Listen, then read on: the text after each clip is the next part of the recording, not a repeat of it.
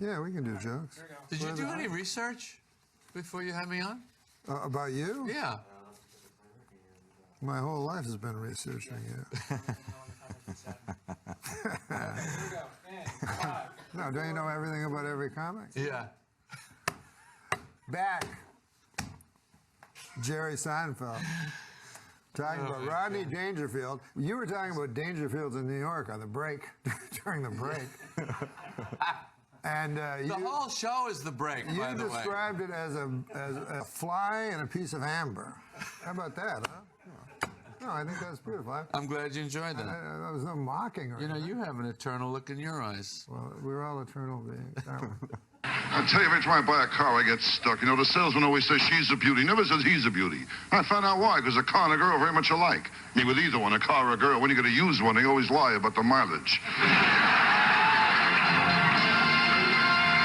And with either one, a car or a girl, how many times in a cold morning when you really need it, it won't turn over.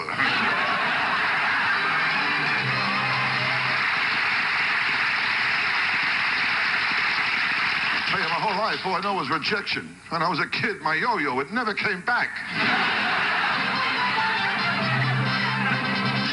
When I was a kid, I was poor, too. When I was a kid, everybody was poor. No rich kids, only poor kids, that's all. But I was poor. I was so poor, my rich aunt died. In the will, I owed her $20. I was poor. Oh, once on my birthday, my old man, he showed me a picture of a cake.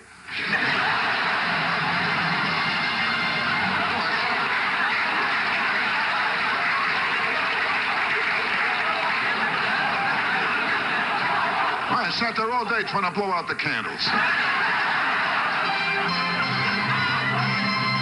I took a homeless guy into a restaurant. I said, instead of giving him money, I'll take him into a restaurant. Boy, was that a thing. In 5 seconds, the entire restaurant smelled like excrement and urine. And everyone excrement and urine. Yeah, well, it was that is the worst combination. It was me and the homeless guy. Right. So you're the excrement and he was the urine. That's a great story. Bad vaudeville act. By the way, stick around for the fight. We're not going to pay the band, you know.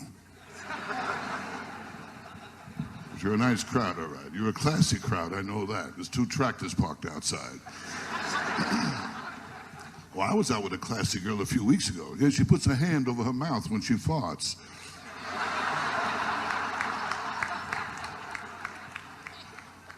You know what class is? You're alone and you fart. You say, excuse me. And so the comics would come up, and then after the comics came up, he'd come up. And he'd be wearing his pajamas half the time. Yeah. And so he'd take questions from the audience. It was funny because most of the questions were jokes, but then suddenly he'd be honest. So they'd go, how's your dog? Oh, you kidding, Viddy Moomba, last week he said he had 4 cases of VD. He's all right now, But it's like, how's your dating life going, Rodney? Are you kidding, You look like a don't give a shit crowd, You don't give a shit about nothing, huh? Well, I don't give a shit either, all right? Well, let's have some action here. Everybody, take a leak in the guy in front of you. Go ahead, all right? Good, I tell you, huh? You figure life out, will you? What do you do for a living? What do I do for a living? I get guys for your sister, okay?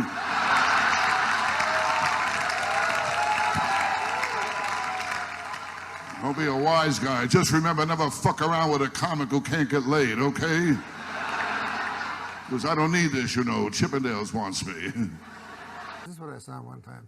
It was the day he got married. He stopped at the Improv to do a set. His wife was in a wedding dress, and he introduced her. Come on. Yeah, he said, give her a hand. I just got married, all right, okay? And the woman stands up in a fucking wedding dress. And everyone claps, and then he goes, she's no prize. He goes, she says, we have so much in common. I said, I don't like to suck dick. And now she sits down. It's her wedding day. You know how people say to me, hey, Rodney, you talk about girls, your wife, you're single, you're married, what's your story? I'm married. I got married about 1.5 years ago, that's the truth. And I found myself a good woman. I got a woman who loves me for my money and my fame and not for what I am. She's a lovely girl. Her name is Joan. She comes from Utah. She's a Mormon. That's right. Yes, a Mormon, and I'm very, very happy with her, very happy. In fact, next week I'm marrying her sister. And I got my eye on her brother, too. Nah, I was single for years. For years, as they say, I was playing the field. Or to be more accurate, I was playing with myself in the field. But when I got married, one thing didn't make sense to me. You know, the guy said to me, "You may kiss the bride." After what I've already done to the bride, he tells me I can kiss her, you know? Before I got married, there was plenty of girls I could have married. There was one girl wanted to marry me. I remember her. She said, "We should get married." She said, "We think alike. We like the same things." I told her, "I don't like to suck dick. What the hell are you talking about, huh?" Oh, another girl I knew, we used to have phone sex together. I didn't like it. She loved it. I'd take the phone, I'd stick it up her ass. She loved it, you know? But I was married before. I got 2 children. I got a boy in college. I'm happy about that. Now I get decent drugs. Now, I'll tell you the truth, folks. I say no to drugs. When people ask me for some of my drugs, I say no. I got a boy in college. He's majoring in fucking up over there. That's what he's doing. My kid is dumb, too, I'll tell you that. He got his girlfriend pregnant. He's suing Saran Wrap. My kid's girlfriend, she's a beauty. She majors in business psychology. For $100, she'll blow your mind.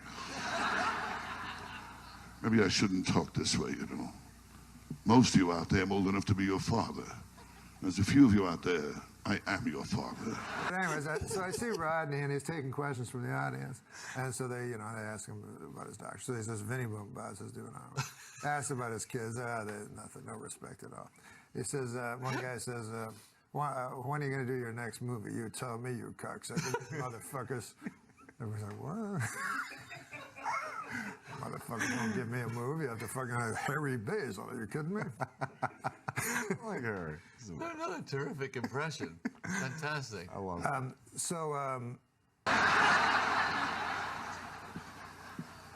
I never got girls, and I was a kid in showbiz either. One girl told me, "Come on over, there's nobody home." I went over, there was nobody home. And this girl was no bargain either. She was fat. She got in the scale, a card came out, said, "1 at a time." Fat, you kidding? She used a shower cap for a diaphragm. Well, she tried computer dating. The machine messed her up at Detroit. Fat, you kidding? She was on a Richard Simmons show, jumping up and down. My TV fell off the stand. I mean, I'm talking about a fat girl here, know what I mean? How fat? She was standing alone. A cop told her, "Break it up." Okay, fat, I'm telling you. I put my hand in her blouse. I felt the chin. Fat, you kidding? Have sex with her, you gotta slap her thigh and ride the wave in. I mean fat, know what I mean? This girl was fat and ugly. Ooh, she ugly. She was known as a 2-bagger. That's a girl who's so ugly, you go out with her, you put a bag over your head in case the bag over her head breaks. She was ugly. Ugly chick. I took her to the beach. They asked me what I used for bait. Kidding, I gave her a hickey. I got fur in my mouth. I took her to a dog show. She won. I mean, ugly. When 2 guys broke in her apartment, she yelled rape. They yelled, "No!" And that's how ugly she was. That's okay. Who came in? What happened here? Although I tell you, I really shouldn't tell jokes about my wife. She's attached to a machine that keeps her alive, the refrigerator. I tell you, get married, look for a good cook, okay? The sex will wear off, but you'll always be hungry. My wife can't cook either. My house, we pray after we eat. She gave my kid alphabet soup. We spelled out help. I bought a pressure cooker. Now we eat off the ceiling. Last night she made chocolate mousse and antler got stuck in my throat. What a lousy cook. How can toast have bones? And I don't think meatloaf should glow in the dark. Why, my kitchen, the roaches are anorexic. Last week, the garbage disposal threw up. She can't cook at all. My backyard, the flies chipped in to fix the screen door. I know a lot of fucking jokes. All right, hey. What a crowd, huh? Yeah, a lot of people are lonely. It's tough to stay married. A lot of people are lonely but afraid of falling in love and getting hurt. Who wants to get hurt and love? They'd rather stay lonely. I'm lonely too. I was in my apartment, I sit in my apartment lonely. I noticed a fly in the room. I became friends with the fly, you know. I was kidding around with the fly, having a good time. It was beautiful. And I opened the window, and the fly left me for some horse shit.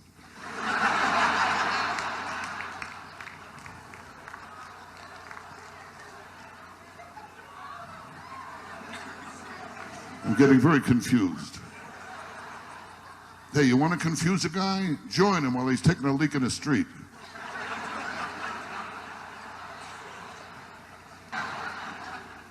We were poor. In our Christmas tree, we had no tinsel. We used to wait for Grandpa to sneeze. What's wrong with that? It's a funny line. Don't give me that bullshit, all right? Now, what do you want? Your money back? Fungu, you got screwed. That's it, okay? I've been through enough in my life. I met Santa Claus. That was a beauty, too. I sat in his lap. His fly was open. What a present he gave me. As a kid, I had plenty of pimples, too. I fell asleep in the library. I woke up, a blind man was reading my face. Well, to me, a blowjob is when the soup is too hot. You get older, they call them the golden years, the golden years. That means you're to the bathroom 5 times a night. That's the golden years. When your toes outnumber your teeth, that's the golden years. When a daily double is prune juice and an enema, that's the golden years.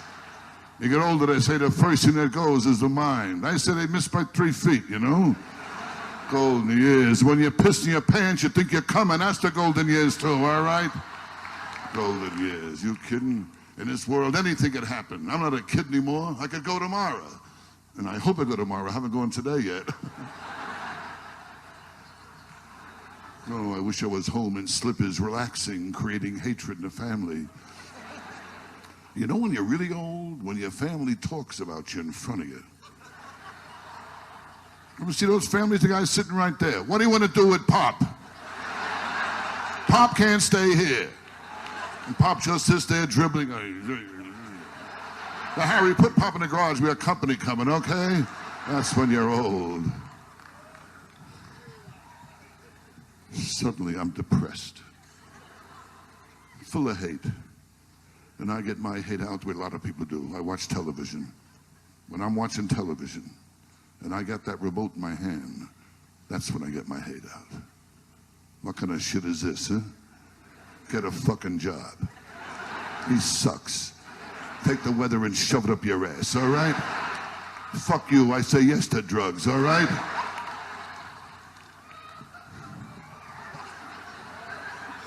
Can I tell you, folks, I'm very ill. You know the trouble with me? I appeal to everyone who can do me absolutely no good. That's the story of my life. No respect. I don't get no respect at all. Are you kidding? Nothing. No respect at all. Well, last week my house was on fire. My wife told the kids, be quiet. You wake up Daddy. No respect at all. Well, Siskel and Ebert caught my act. They gave me 1 finger up. I don't get no respect from anyone. I tried to join Masturbators Anonymous. They told me to jerk off.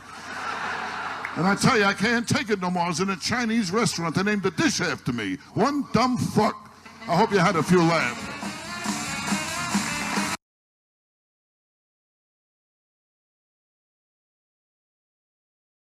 Hey folks, how's it going? I'm Josh. I'm Taylor. I'm going to be reacting to Norm MacDonald last stand-up on Letterman. A lot of people were requesting this, so he's going to hop right into it.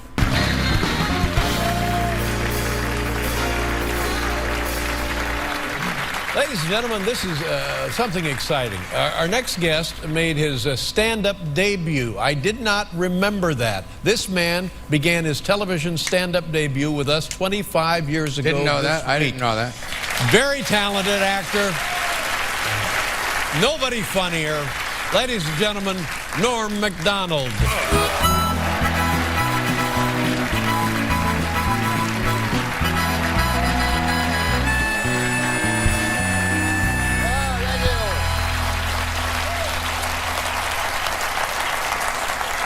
Thanks, guys. Listen, I don't want to brag or anything, but me and Oprah are making the same money tonight.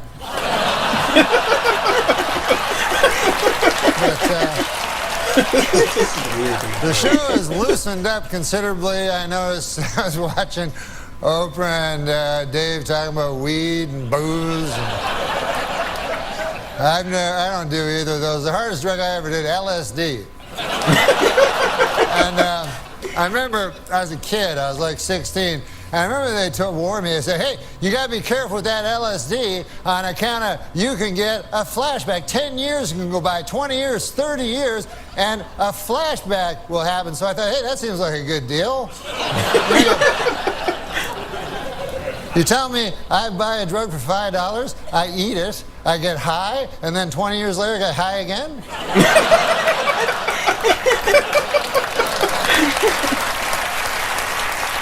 That's not the point. I like to stretch my drug dollar. The point is this. 10 years have passed, 20 years have passed, 30 years have passed, and no flashbacks. What a gyp that turned out to be. Just more horse by the big acid companies, that's all it is.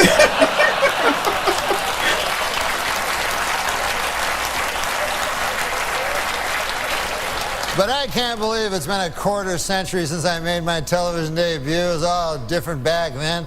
You know, it was back then, I remember if you wanted to take a picture, you would use a camera, not a telephone. As a matter of fact, if you used a telephone, people would look at you odd.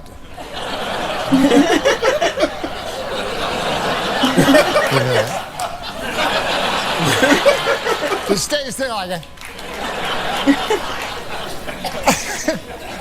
What about in the old days when they took pictures of you way back, you know, where they pulled that thing and exploded and stuff? I got a picture of my great-grandfather. The thing took 6 hours to take your picture, and there's a picture of my great-grandfather, one. They only had, every guy had one picture back then. And it's just him like...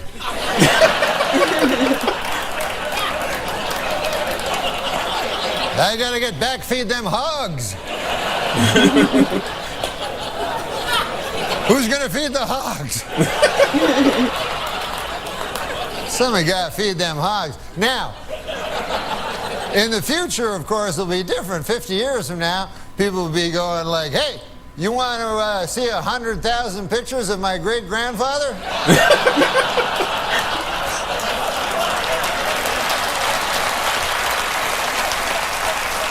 I got him right here, plus everything he did every day of his life. Hey, this occurred to me today. ID, which I had to show it again. There's a strange abbreviation when you think about it. I is short for I.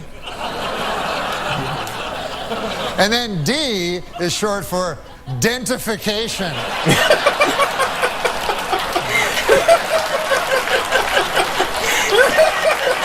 They could have split that one up a little better, you know?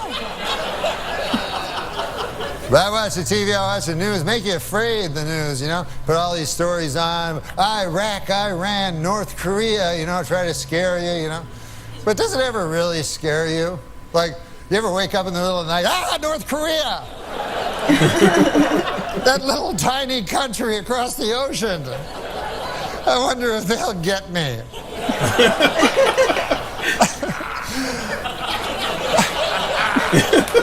Plus, didn't MASH settle that like 20 years ago? Why'd I have to watch that stupid show? There is one country that worries me, though. Not Iraq, not Iran, not North Korea. The only country that really worries me is the country of Germany. I don't know if you guys are history buffs or not, but...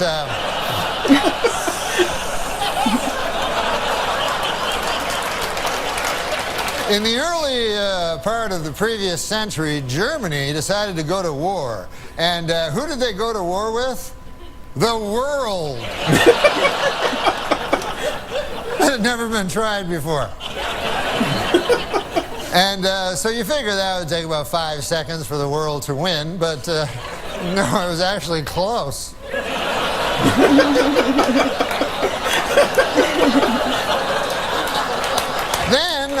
Then about 30 years pass, and Germany decides again to go to war, and again it chooses as its enemy the world.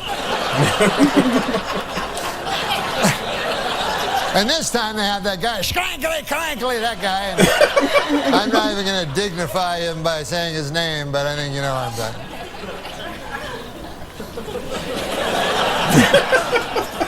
But you'd think at that point the world would go, listen, Germany, here's the deal. You don't get to be a country no more on account of you keep attacking the world.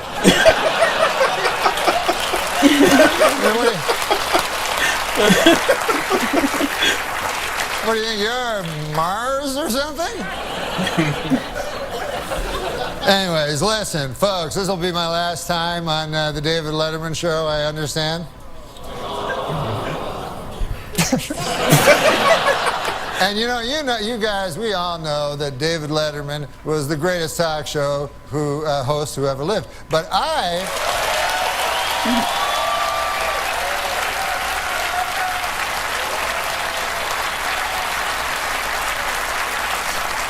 remember Dave differently because the first time I saw him, I was 13 years old.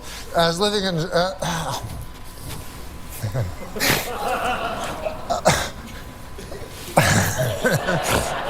I was living in Toronto, Canada, and I went to a talk show they had there. And David Letterman was the stand-up comedian on the show. And I loved stand-up.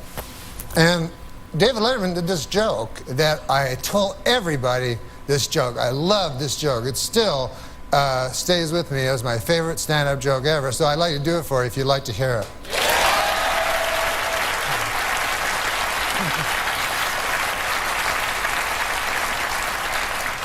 Because I was on the street the other day and I saw a garbage truck, and on the back of the garbage truck there was a small sign that said, "Please do not follow too closely. Another of life's simple pleasures ruined by a meddling bureaucracy, ladies and gentlemen."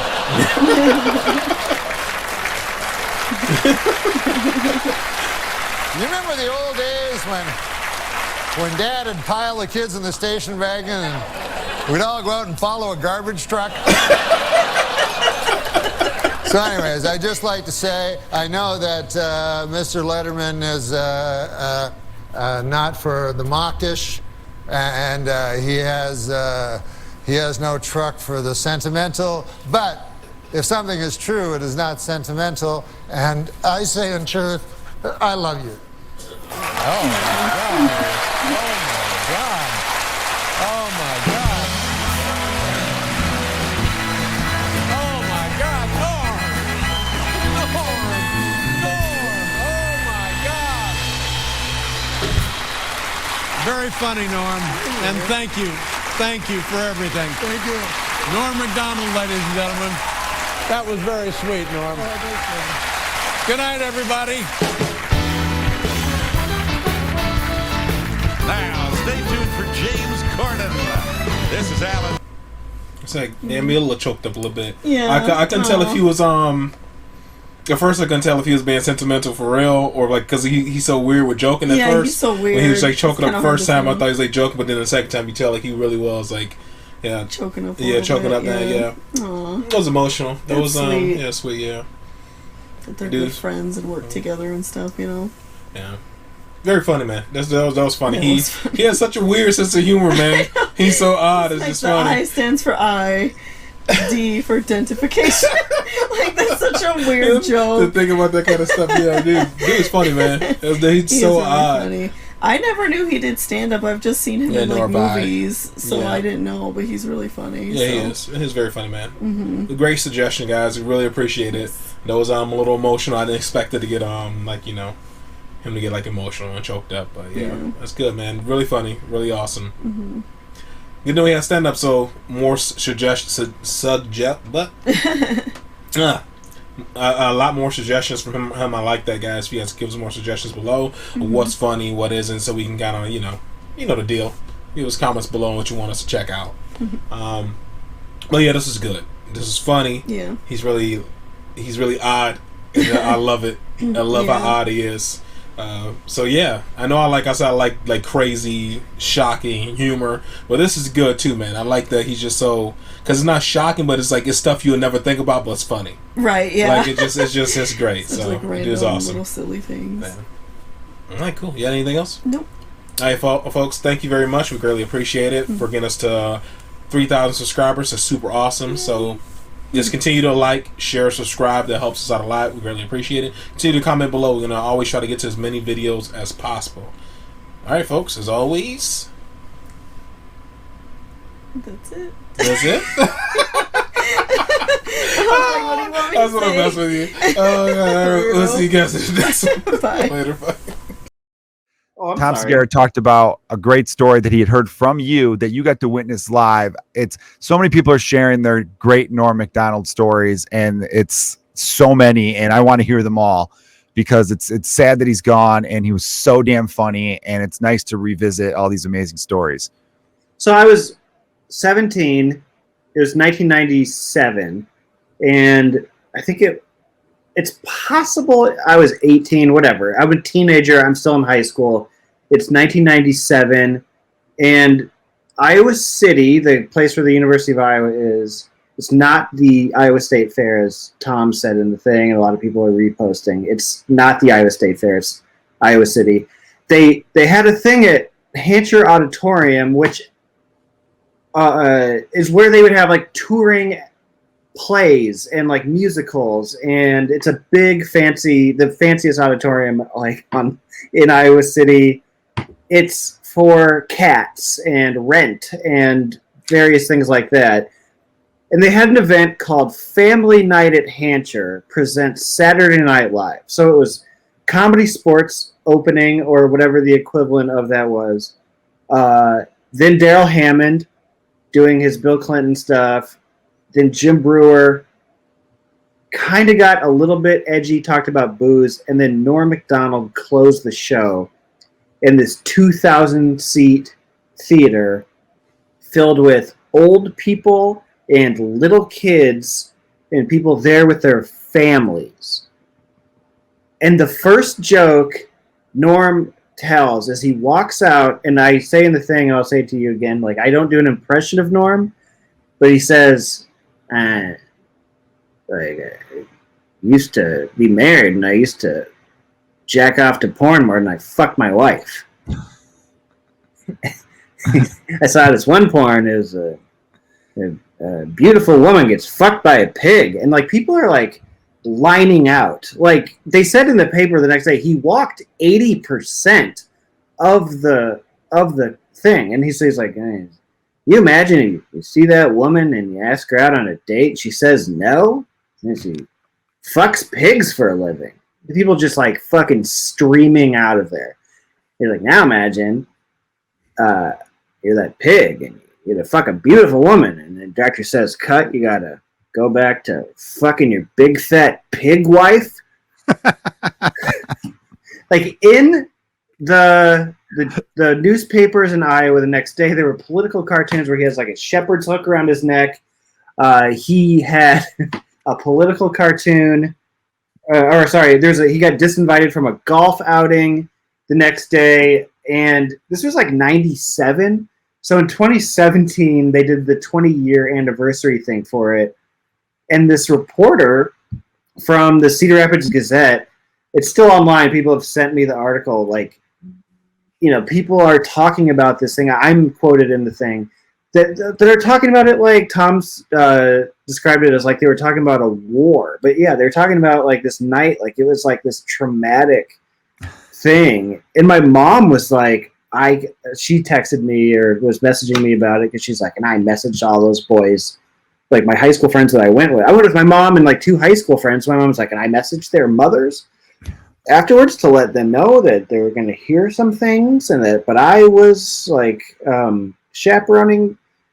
It was considered like a pretty big deal. At least it was in my little world as a teenager, you know, who I loved Norm. Oh, and then like, this is like 97. And so the internet is just garbage at this point. But I went to like a Norm MacDonald fan page, and people were like, we heard about this thing. Was anybody there? And so like I felt so cool being like I was there. And so I scanned in my program and like all the stuff that I had. And the guy was like, big thanks to Mike in Iowa for sending me this stuff. And I felt so cool that I got like a shout out on this Norm MacDonald like Angel Fire page. You know. Way back, man. That's a great joke, by the way. Though, what an awesome joke. It's the first stand-up show. I don't know if I mentioned this. It's the first show I ever went to, and there's no YouTube or anything. So all I can see of stand-up is late night sets, Comedy Central, and then like buying an album every now and then, which was always just pure filth to my ears. Like you get like a Martin Lawrence tape. Or an Adam Sandler CD. It's just like, wow, they're so dirty. So I just assumed that if you go to these things, like they're just the filthiest fucking things ever. I thought comedy it was amazing. in the 90s. Album comedy in the 90s was a lot of sketch. Like Sandler was sketch more than stand up. Like the more popular things I recall. And you would think that as influential as Sandler was, more people would have done sketch albums, but the only people doing sketches on albums are fucking rappers. Yeah, Eminem. Yeah. Kanye. Stuff. Ken Kniff. That was like the Eminem album. I remember it was like, I'm Ken Kniff. Like he had a weird voice. I can't do the voice. Sorry, everyone, you had to deal with that. But holy shit, though, your first stand-up experience ever, the audience were running for the doors. Did that make you go, I want to be a stand-up comedian? It felt like such an outlaw type of thing. I think that I always wanted to, or always wondered if I could. But it just, where would you do it? You know, like, where? Because, like, I talked to people from Chicago. I'm talking to you about this tomorrow on my own show. But, like I'm picturing, like, Josh Cheney and different people who grew up in Chicago who knew that as soon as they were turning 21 that they wanted to do stand-up. And they knew where to do it. I had none of that in Muscatine, Iowa. And then in Iowa City, there was no comedy scene in Iowa City, like at the University of Iowa. So it's like there's literally one place that has a comedy night when I'm like a junior, and I'm like, if that host graduates, then I might ask if I can do it. That's how it's fucking started. You know, that's interesting because I mean, I've heard that enough, but I was reading a NORM MACDONALD article this morning. It was an interview that he did, and he was talking about just coming up as a stand-up and why he thought Canadian comedians were so good, because the way we think Chicago comedians are better than New York and LA in a lot of sense, like where you start off at, it's like you start off in Chicago, you kind of have an edge because there was no industry in Canada. He's like, none of us thought we'd be on TV or anything like that, or write for shows or whatever. We just wanted to be the funniest stand-ups we could be, because there really wasn't a scene where he was. And then he, you know, obviously went down to Toronto and stuff like that, went to Yuck Yucks and all those clubs, or was it Edmonton? I can't remember what city. And then he went to, you know, obviously New York and LA and all that stuff. But like, it's crazy that when there isn't anything there, your expectations are so low. Your environment really matters so much. That's why I think me and you texted about this. I mean, we're getting a little off gears here, but when people talk about Hollywood nepotism being a problem, I don't think it's any bigger problem as like nepotism in the plumbers union. I think it's your environment. If your parents are Hollywood famous, or not even famous, but work in Hollywood, you grew up thinking I could do that too. Right. But if you grew up in a blue collar neighborhood like that I grew up in, like real working class, and you tell your friends I want to act one day, they'll all be like, oh, Killian wants to fuck people's dads. Like they'll think you're like a pussy. They'll think you're like a little bitch. No, because nobody does that. That's just not the world. It's not your environment. Yeah. And also it's like, you're telling them, I want to raise above my station, and I feel that I am more talented than the rest of you in a way. Very true. Yeah, you kind of give that off. But so you grew up in Iowa. You're like, I don't think this is a thing you could do. But I'm sure seeing Norm that night made you think, damn, that dude literally said whatever the hell he wanted. How cool was that? There was something very awesome about it. It was also a lesson to me that you can be awesome at something and have 80% of the people hate it. Yeah. Like, I don't remember thinking anything bad about it. I thought it was cool from start to finish. And the fact that my mom was like freaked out about it was probably helpful. Yeah, that's true. Know, like if my mom was like, I remember when my mom was like, I kind of like this song. Who is it? And it was Pearl Jam. And I was like, shut up. Like, you're not allowed to like, because she used to do this thing where she'd be like, I'd be listening to like a Nirvana album. And she'd be like, you better take this back to the store. I think it's broken. Like, and that was like her joke, but I loved it because I didn't want, you don't want your mom to like the the music that you're into, or it's like whack. But in Tom's thing when he was talking about the story that I loved, that I've thought about a lot in the past since yesterday, was how the comedians deferred to him. Some of the biggest, like SNL produces, obviously, some of the biggest comedy stars in the world, and how people like Sandler and Rock and whoever else, like I'm sure Conan also would defer to him in comedic situations because they didn't care who the biggest box office star was. They knew that he was the fucking funniest dude. Yeah. And so many like great people have mentioned like Turd Ferguson, which is so those were great. The best. All the Jeopardy stuff. The Jeopardy stuff, the Conan couches when he rips on the woman from Melrose Place, I want to say. Courtney Thorne Smith she was plugging a movie and he just could not stop trashing what the movie Chairman of the board, His Carrot Top was in it too, and all it was so funny. And the Moth story, like legendary. Just he had such a great style. I love Norm Macdonald's style because I don't know, I'm very comfortable on stage, but every now and then I think to myself, if there's a little bit of too much quiet, I sense I'm like one of those drummers that will just speed it up sometimes when it's like you got a damn beat. And I feel myself like if it's not going exactly the way it should, you know, where I'm like, oh, these jokes aren't hitting the way they should. I'll catch myself speeding up my delivery a little bit because I really want to grab them. And it works a lot of times. But when I listen to the playback, I'm like, oh, man. But then I see Norm, and that dude could just calmly sit in it, knowing that the punchline is going to do what the punchline's supposed to do. Dry, I guess you'd use the word. But the word dry, sometimes I feel like people use like, oh, real dry wit. I'm like, dry is great. I'm a fan of a dry wit. Yeah, he didn't look like he was selling you anything. That's dry. Good call.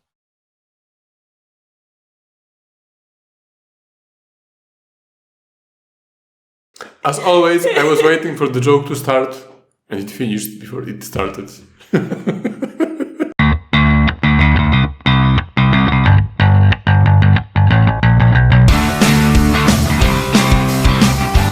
Hi everyone.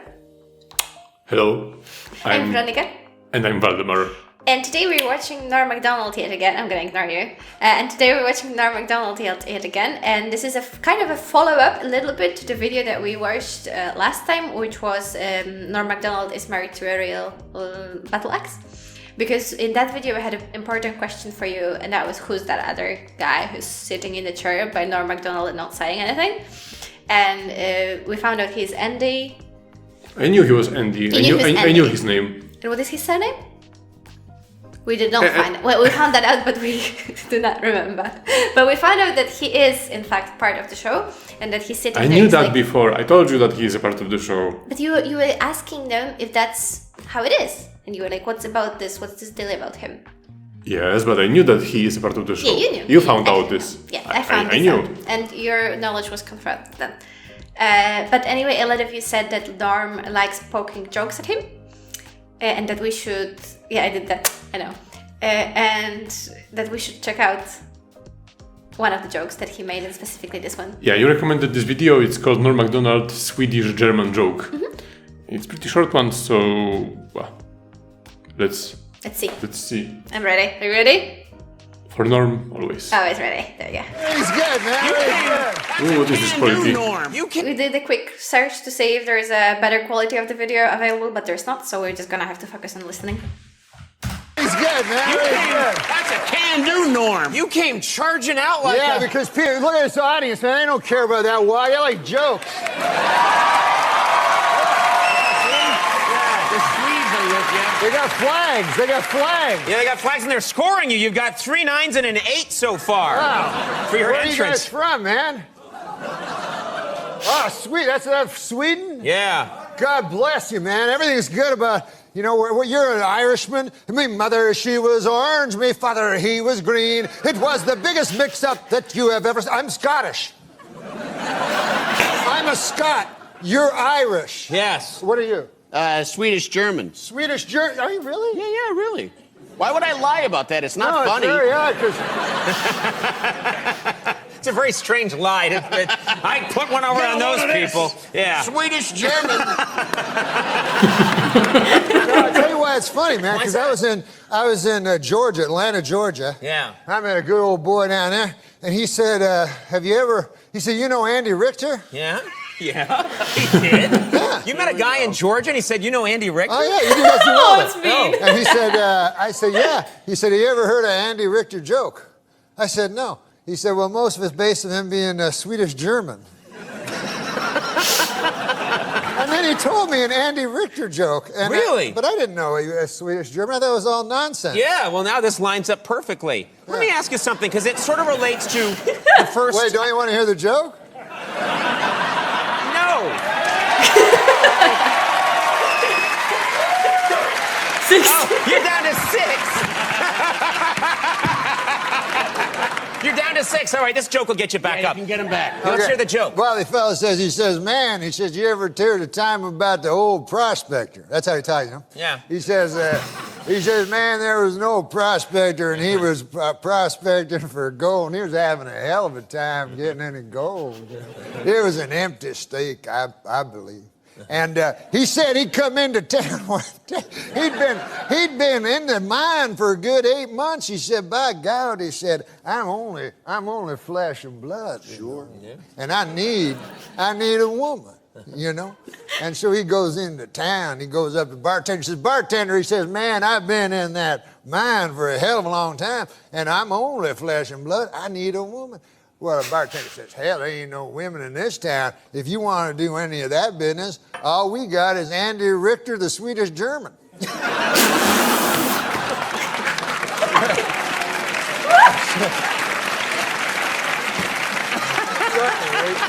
The prospector, he says, no, he says, hell, I ain't into that funny stuff, you know. He says, I'll be fine. So he goes back to his state, you know, and he's back in that mine, man, and 6 months passes, and a year passes, and Conan, you know, people are weak. Man is made of flesh and pride, as the scriptures tell us, and by God, that old prospector finally broke to his knees and he said, I'm no worse than he went back to the bar. Yeah.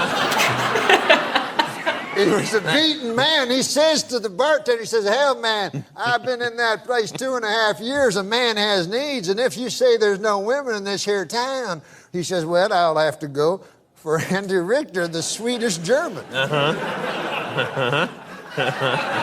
But he says, listen now, he says, man, I'm a tough old hombre, you know, and I got friends now. He says, I don't want anybody to know about this. You know, this is back in the old days. Sure, yeah. He says, I can tell by the accent, yeah. He says, I got my cowpoke friends and so forth. I'd hate to hell anybody know about this. You know, this got to be all secret. Nobody. I say, nobody can know about this. Bartender says, well, 4 people will know about it. How do you figure that? He says, well, he says, I'll know about it. He says, you'll know about it. Andy Richter, the Swedish German, will know about it. And the fella that has to hold down Andy will know about it. Why?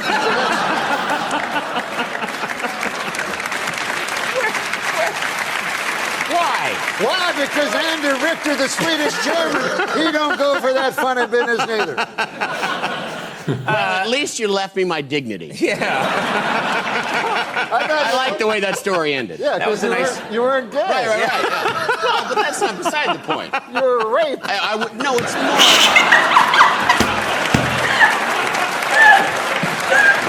It's more that I wasn't prostituting myself. But that's exactly him. Because the joke is well over, but it's not over. He's like, oh, I like this joke. You were raped. You didn't get that? It was the turtle. As always, I was waiting for the joke to start, and it finished before it started. That was really, really good. Oh my god, thank you for recommending that. I was really... This is so nonsensical. What the hell? Like, why?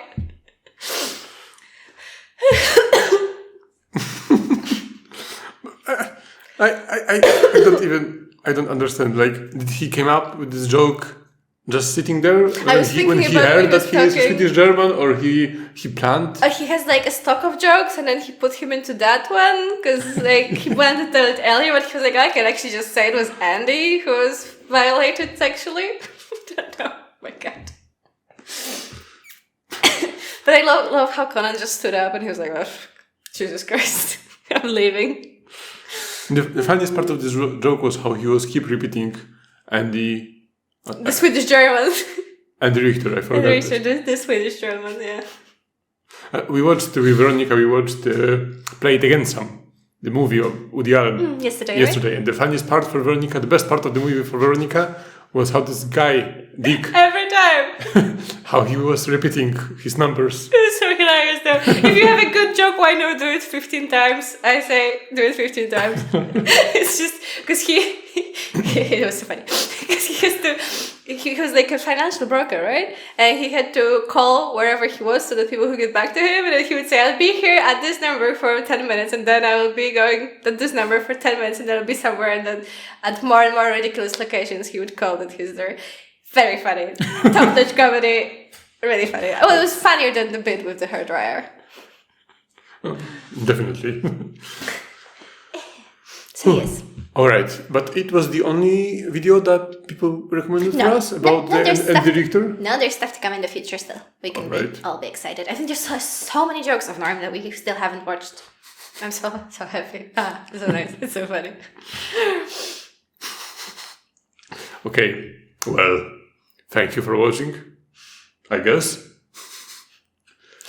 Yeah, thank you. And, as always, leave us some suggestions, either for other clips of Norm or other comedians that we haven't watched yet. That helps us a lot, because otherwise you're the only people we trust to recommend as good comedians. Because if we haven't seen them, either of us, then we don't know if they are good or not. So counting on you there, and of course you could also give us a like and subscribe. And why am I the only one always nagging people about this? It helps us a lot if you subscribe and give a like and comment. Because I'm not a person to nag other people about things, unlike you. Well, leave a like for me then, and not for Valdemar. You can leave a like and then say in the comments that it was just for me. But we will all know for whom did you really subscribe. Oh, for whom? Okay, bye-bye. Bye. I was pretending to be asleep, but I wasn't. And he came in, and he was very quiet, and he came up to me, and he kissed me on that area between my forehead and the bridge of my nose. He kissed me right there, and he said quietly, so as not to wake me, "I love you, son." And then he left. And the next day, I wanted to say something to him at breakfast table, but he was already out. He was driving hack. That was his second job. But my God, my dad. Anyways, they don't remember that at all. All they remember is, because...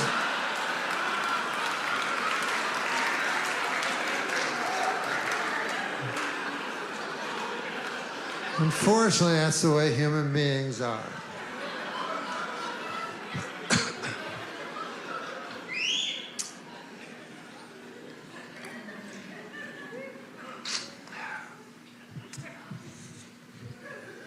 I think if I were to do it, I don't think I ever would. But you never know. You can't predict the future. I could wake up one day and go, I want to have one of them orgasms. That's 3/2 times as strong as the... I knew that advanced math degree was going to come in handy sometimes. I just did not know when. This is what I would do if it ever happened to me. I would disguise it so it looked like an actual suicide. Because then, when I was found, my son wouldn't go, ah! He'd go, oh, mysterious. Dad's a mysterious guy. It's going to be a pretty cool story from here on in. So I would pretend, it was a real suicide. Like I would write a note, a suicide note. Do you think this would be funny, just as a practical joke, if you just wrote a suicide note and just blamed some random guy? Would you think that would be, you know what I mean? You know, like your barber or something like that, you know, it was all Ralph Abernathy's fault. Because you know the police would be compelled to go to Abernathy's barbershop and go, have you ever heard of a fella named NORM MACDONALD? I go, yeah, he'd come in every couple of months for a trim. Oh, okay. Well, anyways, he took his life because of you. He wrote it here in this letter. Would you like to keep the...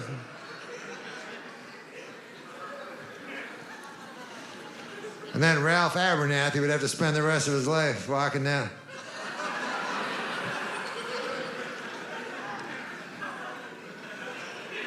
Life's hard enough without having to...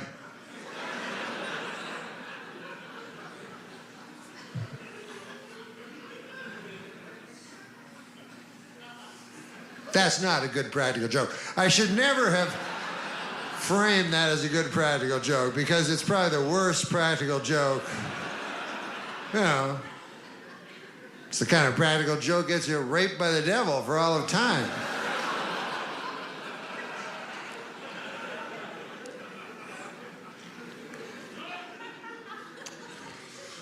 I came here from Las Vegas, Nevada, and when I was on the air, where do airplanes go from? Airports. I was in the airport, guys were asking, everyone wanted my ID, and it occurred to me that ID is a strange abbreviation because I is short for I, and then D is short for identification. So,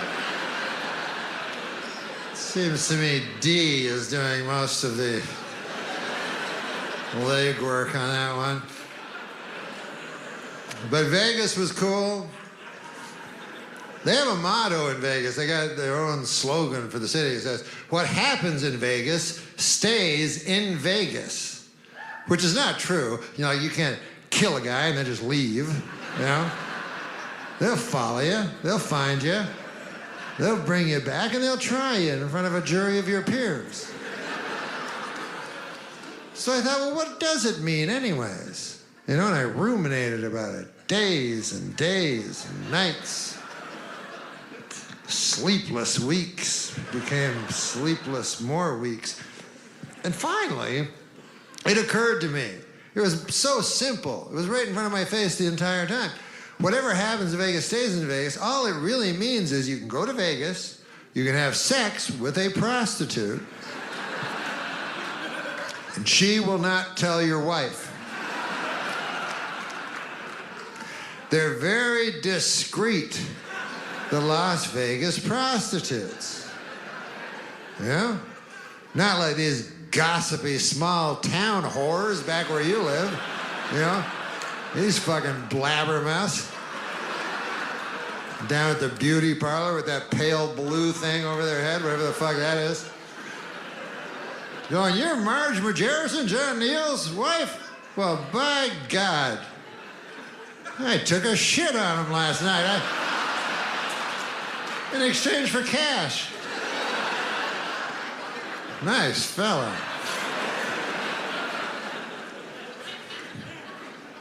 My favorite thing is the magic phones that we all have. You know, not so long ago, phones were not magic. They were just used to telephone people. And they couldn't take pictures, you know? If you wanted to take a picture, this was only like 20 years ago, you would have to use it. You couldn't use a phone. I remember I tried, go, okay, just hold on there. Just, people go, what are you doing? I go, don't worry, I was kind of ahead of my time, but they thought,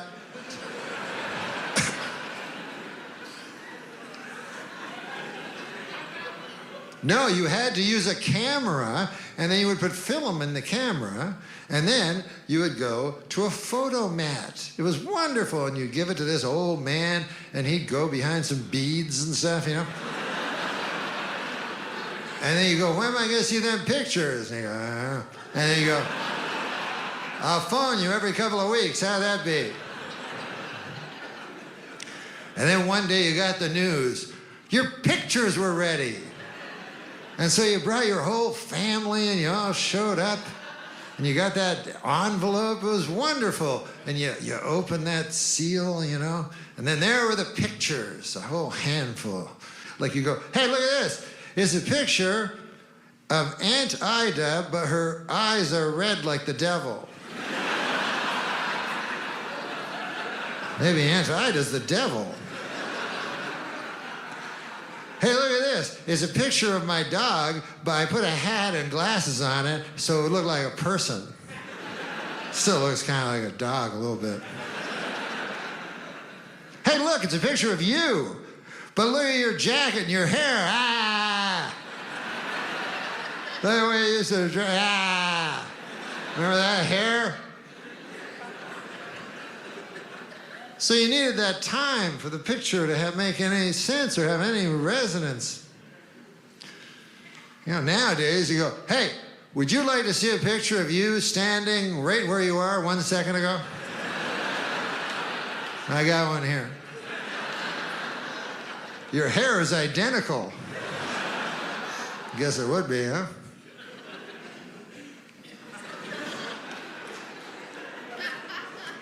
In the real old days, they would take pictures like, at my house, I have a picture of my great-grandfather, and I only have one, you know? Back then, they only had one picture of everybody because they'd pull that thing and it would explode and all that shit, you know?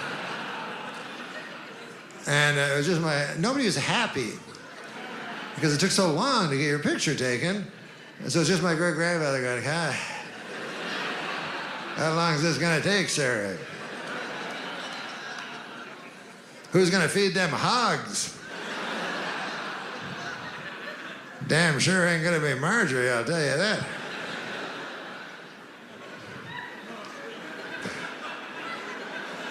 You know what else I like about the magic phone? Wikipedia.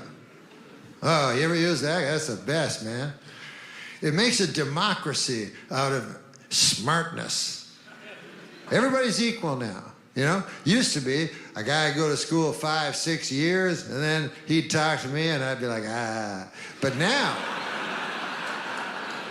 it's all different. I got my magic phone in my pocket. So a guy will say to me, he'll go, hey, Norm, you ever hear of a fella that went by the name of Claude Monet? And I go, why, of course I have. I got to go to the bathroom. And I go to the bathroom. And I'm in there 20, 25 minutes, and I come back. I go, hey, listen, I was just, we were talking about Claude Monet, and I just want to say that, you know what I liked about him was his paintings. I liked the way he painted. He was a painter, and I loved how he used the paint to make paintings. And the guy goes, God damn, Norm, I've never been able to stump you in 2 years. I go,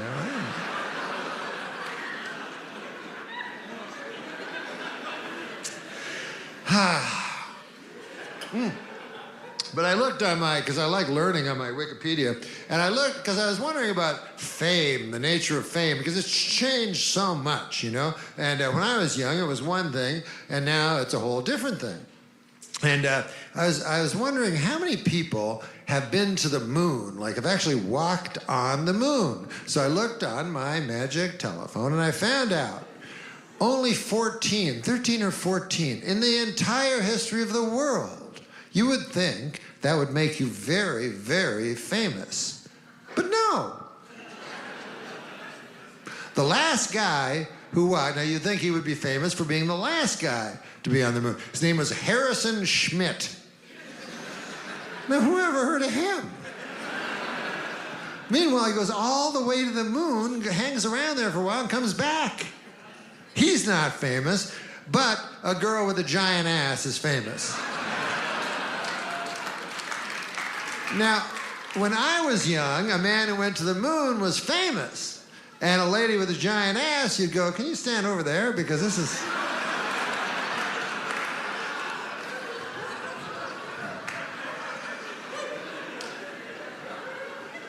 Harrison Schmitt. So how many people that went to the moon do we even know? There was, we know the first ones. There was Neil Armstrong, Buzz Aldrin. They went Apollo 11, Neil Armstrong, Buzz Aldrin. And even the third is hard to remember. His name was Michael Collins. And Michael Collins, in one of the just most unfair jokes, I don't know what it was, he got to go all the way to the moon, but not go on the moon.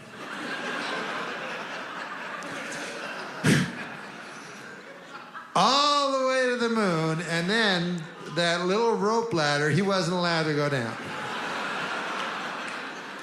He had to stay in the lunar capsule while Buzz Aldrin and Neil Armstrong went on the moon. And Michael Collins just looking out the window going, are those motherfuckers golfing?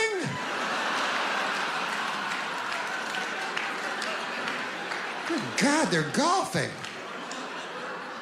Wait a minute, they got a dune buggy now. I was only allowed to bring so much, and they brought dune buggies. This is... I have to keep up a good face, I guess.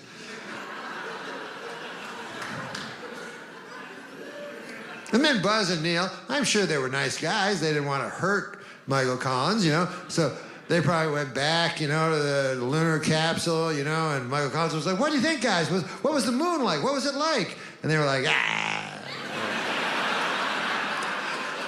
it's all right if you like that kind of thing, I guess. I prefer the lunar capsule myself. I can't speak for Buzz, but I really do like the lunar capsule.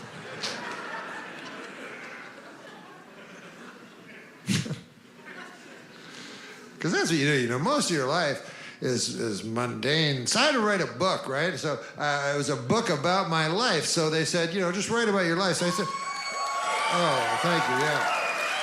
Yeah, it turned out to be the greatest comic novel ever written, but when it started, it was supposed to be a memoir, you know, a autobiography. So it makes you think about, well, what is my life? So I started thinking about it, right? So I said, okay, I wake up in the morning and I eat some Count Chocula. And today I am back with a very popular recent reaction video that we have done, Norm MacDonald. Yes, we are finally back with part 2 of Norm MacDonald. Today we are going to be looking at his 12-minute Janice joke, something like that. Janice is in there somewhere, I don't know why. Highly recommended one from the comments of the last video, and I guess one of his like more popular stand-up moments. He has a lot of other moments, so make sure to let me know down in the comments what other moments you would like me to see of his, and let me know down in the comments any other comedians or people you would like to see me react to, or part 2s that you would like to see me do. Let me know down in the comments. Greatly appreciate it. And while you're down there, go down, smash that subscribe button, smash that like button, because it always tells me that you guys want me to do more of these. So, Norm, rest in peace. You are going to provide me with some good entertainment today, my boy. All right, let's get into this reaction video. I'm excited. I'm also really curious how this is gonna turn out to be. This is the only video I could find on YouTube, by the way, so if the quality is like kind of off, don't blame me. Alrighty, let's get it. Janice. I like how we're still talking about, the news, by the way. This is all happening on the news, right? The news that, you know, he said that 24-hour news. We love Janice. We're looking for Janice. We all need a Janice in our life, you know? She's not coming out of the woods, though, if that's where she's at. She's dead in the woods. Are you sure about that, Norm? Are you sure about that? It was just the way he set it up, like, I will never kill a lady in cold blood. That was good. I like that part. Hold on.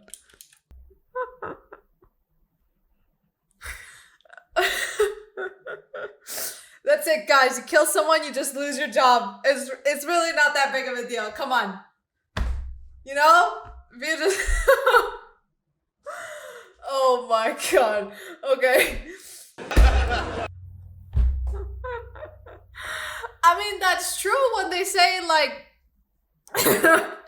when the you know, like when you never trust the man in the white van with the candy, you know what I mean? I mean, technically he probably doesn't have candy in his van. He just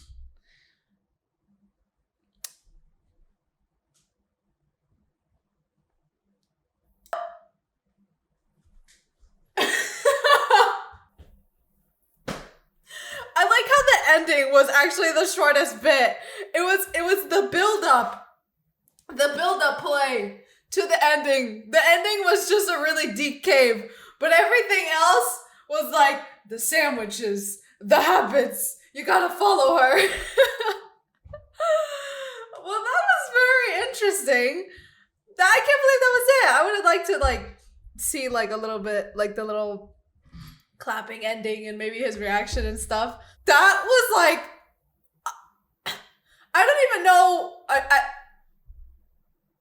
like genuinely part of me is like, what the fuck did I just listen to? It was a very interesting joke. I guess that's why it's kind of popular. And I was looking at some of the comments and it was kind of saying like, how like with Norm, it's more of the journey of the joke than the ending of the joke. And I kind of get that now. I do kind of understand that now, I'm not gonna lie. Especially after watching this, I'm like, what the fuck? You don't have to have cheese sandwiches in the van. Oh my god, that was so no. The funniest bit of, I don't know why it was so funny, but when he said, if you kill someone, like, you might lose your job or something, I was literally thinking about that for like 20 seconds. Even while he was talking. That was so funny. And you don't have to have cheese sandwiches in the van, by the way. Oh my god, those two quotes. So good. So freaking good. Well, I hope you guys enjoyed this video. I did. I found it very interesting. I found it very interesting. I do want to see a little bit more Norm. I do want to see more of Norm. I saw he has a bunch. I think he was on SNL. He was on Late Night with whoever the fuck it is. I don't even know anymore. Well, this is a long time ago because he is passed away now. But some of his stand-up. So let me know what other skits or moments you guys would like me to see of his. Like and subscribe as always if you did enjoy. And I will see you all in the next video. Bye-bye. Peace. This is like, I'm still trying to process what I just watched. All right, bye-bye, peace.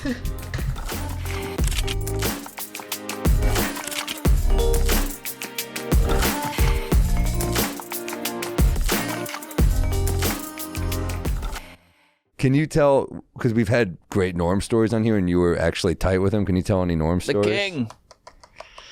I mean, I do a couple in my set. They're great.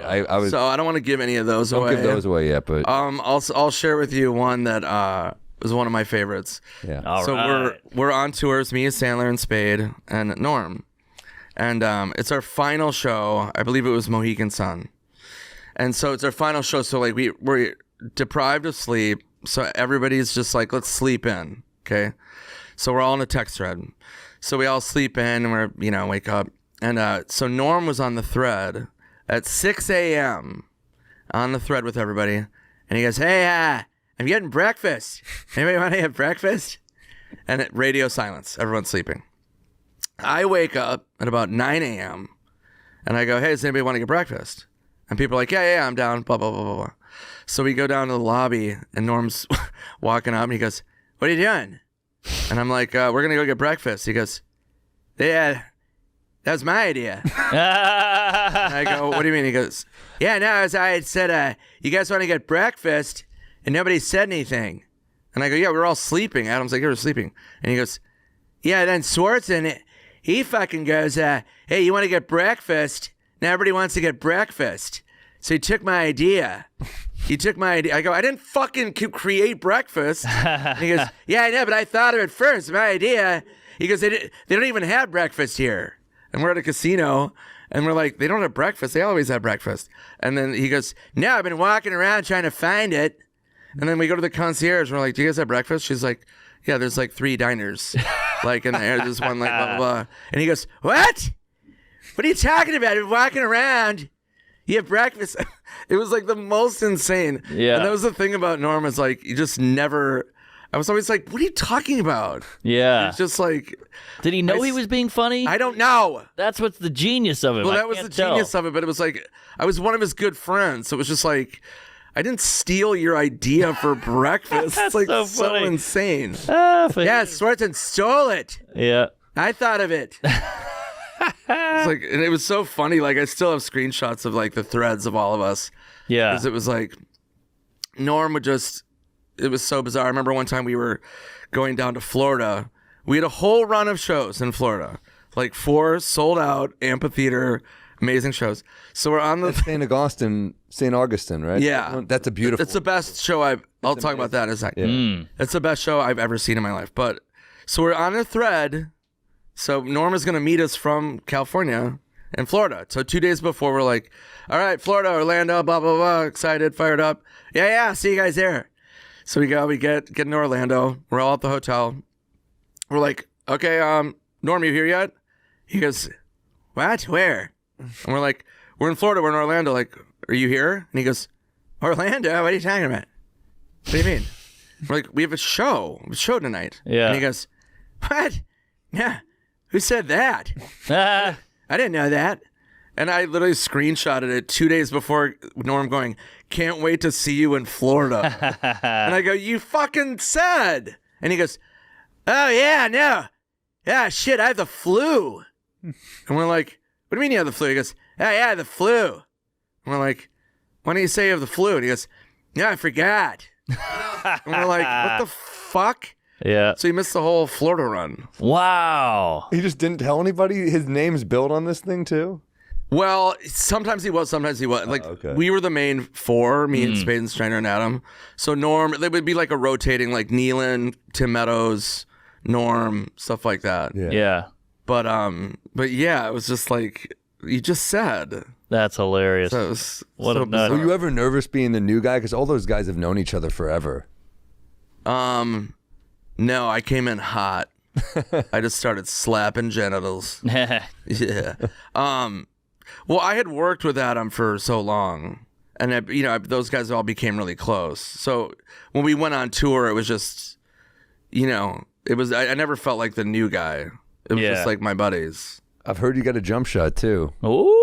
I did before I went blind. I literally that was in Key West too. I have glasses now because I can't fucking see shit. I've had multiple people tell me. I remember Godfrey once was like, Swartzen's got a J, dude. Dude, I used to, I was a shooting guard. Yeah, I couldn't run point, but I was like very like Reddick. That was my idol, who's became a friend, JJ Reddick. Can I ask one more Norm question? He's my favorite. Okay. Did he do well on the shows? Because I've only seen him live twice, and one night he fucking annihilated. It was like the roof came off, and then one night he bombed silence for like 45 minutes. It's kind of like whatever he wanted. Like he could murder, or if he just wasn't in the mood, he would just go off on like some kind of whatever he wanted to do. Yeah. But he did say one of my favorite things ever.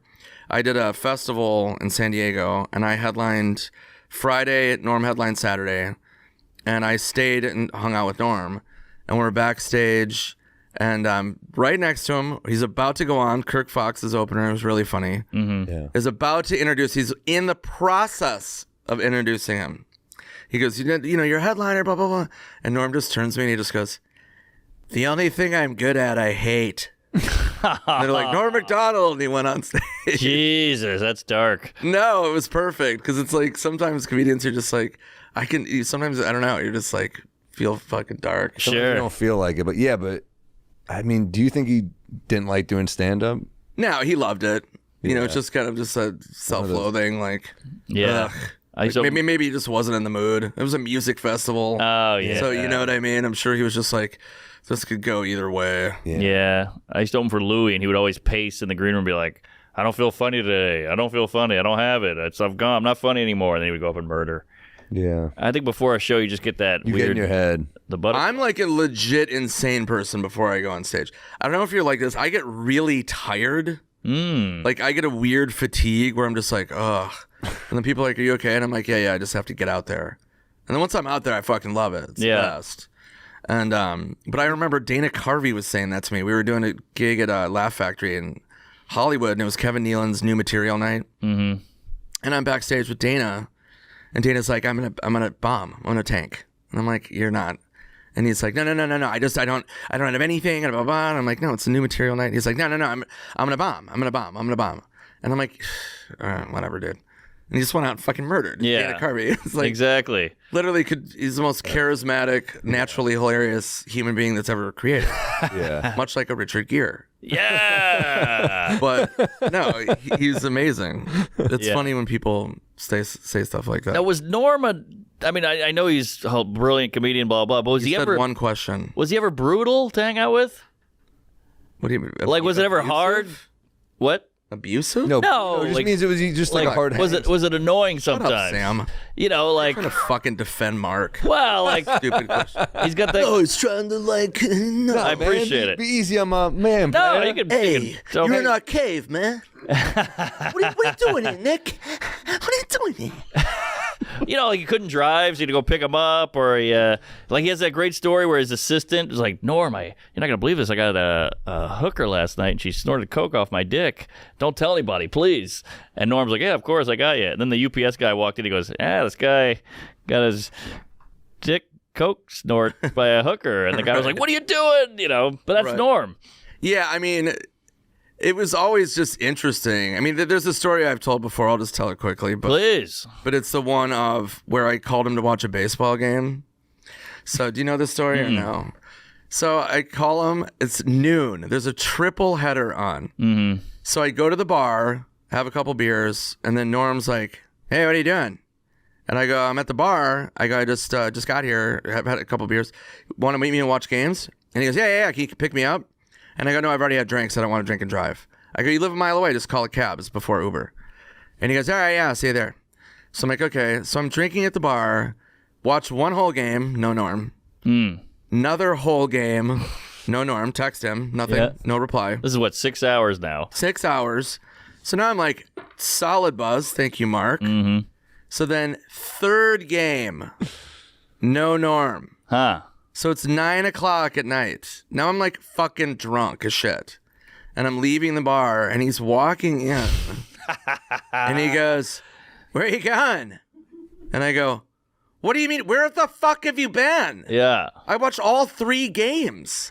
I'm like in a blackout. I can't walk. And he goes, so you're leaving? And I go, yeah, I can't see. This is what I'm talking about. And he goes, no, and this is the best part. This is so Norm. I go, where the fuck have you been? And he goes, I had to do laundry. For 9 hours. For 9 hours. I go, 9 hours? Do you run an orphanage? What the fuck are you doing, man? You wear the same thing. You wear sweatpants. Right. He goes, yeah. So I stayed and had like one more beer. But it was just like... That would drive me crazy. Of course. That's what I'm talking about. But I mean, that's why like you just never... You would never like fully invest. Right. But he was great though. He was really competitive one time. He goes, hey, you ever play ping pong? And I go, yeah, I grew up playing ping pong. I had a ping pong table. And he goes, no way, I play ping pong. I'm really good. And I go, I bet you I beat you. And he goes, no, I bet you won't. And I go, okay. He goes, I got a new ping pong table. So I go over to his place, and we're playing ping pong, and I annihilate him, like in front of Lori and his son, and it's just, and he's fucking livid, and I'm just smoking, and he's like, what the fuck? What are you, fucking half Asian? What's going on here? What are you doing? And I'm like, I grew up playing ping pong. I'm like really, really, really good. And he's like, yeah, I play again. And so I just kept beating him. And then I felt bad. I was kind of like, I would let up a little bit. Yeah. And he could tell, and he would make it more mad. He's like, nah, fuck you. And he was so mad. Oh, that's so like funny. there was a funny competitive side to him. God, could you imagine him trying to have a girlfriend or anything like that? Showing up 9 hours late to stuff? It's insane. No. Or not be able to drive?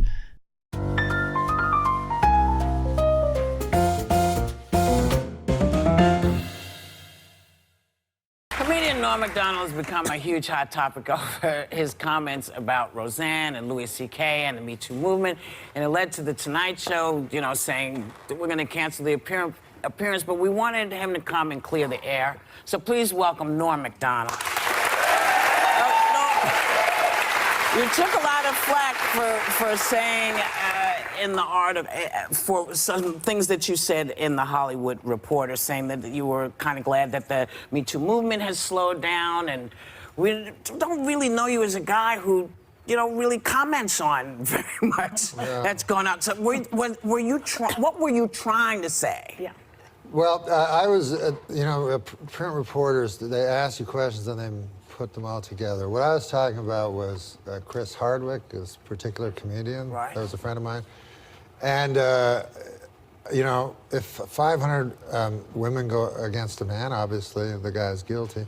But in the Chris Hardwick one, it was one woman against one man. Mm-hmm. Right. So I was saying that I thought it was good that the pendulum was swung, and Chris Hardwick has been as rehabilitated as he's going to get. He still tells me he can't walk down the street without people yelling stuff at him. Mm-hmm. Yeah. But that's all I was trying to say. Okay. Well, you do raise valid questions about due process and verification of what went on. I think that we would agree with that. That you have to back it up somewhat. But when you kind of lose me when you imply that the hardship that your friend Louis C.K. is a friend of mine too. Really, I know him a long time. That the hardship that he went through is equal to the hardship that the victims went through. Right. That doesn't compute. No, it's not Can true. you explain yourself a little there? Yeah, no, that's not what I was saying. When this happened, I was working for Roseanne when Roseanne's thing went down, and I called her the next day, and she was crying the whole time I was talking to her. Right. I've known Roseanne for a while, and I was worried about her because she seemed really, really in a bad place. And I said, I can't really talk to you about this because I've never been through anything like this. And I said, I know Louis, and he's been through this, where he's had everything taken from him. Right. And I said, not many of us have gone through this, and so you should talk to each other because you've and then the guy said, what about the victims? And I said, well, the victims haven't gone through this. I was talking about this particular event. Of course, the victims have gone through worse than that. But I'm going to get a victim to phone Roseanne? No, but that's a good clarification. And that's why it's so important to be able to clarify and to be able to explain, because at the heart of it, I think we are forgiving people. We jump very quickly today, but I do think that we like to forgive. You went on the Howard Stern show yesterday to apologize, and you ended up making it worse because you said you'd have to have Down syndrome not to feel sorry for the victims. Yes. Do you regret just saying keep on that? getting into trouble, Norm MacDonald. It's always bad when you have to apologize for the apology. An apology. The Do you lose it when you're on Howard? Is that what happens, Joe? well, there is a thing on Howard where there's a recklessness in the studio, and there used to be a word we would all say to mean stupid that we don't say anymore, right? Yeah. You know the word I'm talking about? Yes. And stupidly, I was about to say that word, and I stopped and said, "What's the right word to say?" And then I said a different word that was equally. Yeah. Did you realize in that moment that probably I offended a lot of realized people? at that moment that I'd done something unforgivable. Yeah. Right. I mean, it's like things spill out sometimes, and it's just difficult. You also you're friends with Roseanne. She gave you your first job, I Yes, understand. yeah, my first job. And so you put her together with Louis With C.K. Yeah, because I was really concerned about Roseanne, and I don't want someone to end up killing themselves or anything. Of course not. Yeah, so. Don't you think Louis, do you say that you think they deserve a comeback? Now, I was saying yesterday that Louis performed at Comedy Cellar, and what he didn't talk about these allegations in his set, which I would have thought that he would have done. Don't you? I mean, so if he wants to have a comeback, he needs to like address it directly, I think, as a comedian. So where's Roseanne's coming back? Jeez, I don't know if Roseanne could ever come back. Are you worried to speak now because because of the backlash that you've received this week? Now are you thinking twice before everything comes out of your mouth? He always seems that way. This is how he's a slow talker. He's a talks like that. But I think He's just a in general, slow talker I from think in America. general we all have to think very carefully about the words that come out of our mouth because you risk offending somebody or a number of people. Well, Joy's often said that PC, political correctness, is killing comedy. It is killing comedy. Do you to a agree large with that? extent. Yes, Even I in the agree with clubs that where it's a because- small group. Yeah. Well, You know, as long as there's a often people will come and say, you know, some guy said a joke and you're asked to defend it, and the joke is always horrible. Like it's the worst joke you've ever heard. And you're in this position where you have to defend a terrible joke on free speech, you know. But I always, like, reporters always ask you, like, what's offensive? Is anything over the line? And I personally think almost everything is over the line. They like you to be edgy, and then when you are, you get hurt for it. But you know, comedians. But are I will trying- say, the remark I made about people with Down syndrome was just a Insensitive. terrible, Yeah. terrible, And terrible stupid. thing for me to We say. agree. Well, all of this is happening. You know, and we also, you know, we've all stepped in it as comics. Yeah. We all have stepped in it as comics. And as lawyers And as- and as journalists. Maybe, but not quite the same way. Not quite the same. But let me ask you. go ahead. Sorry, Whoop. You know, your appearance on Jimmy Fallon was canceled. And he said that his staffers were actually crying about the comments that you made. Were you surprised at that reaction? And Weren't have they you been crying surprised that you were there? They were crying that he was there. That you were even there. Have you been surprised by this reaction? Yeah. Really? Well, yeah, I have been surprised because, you know, I never did anything.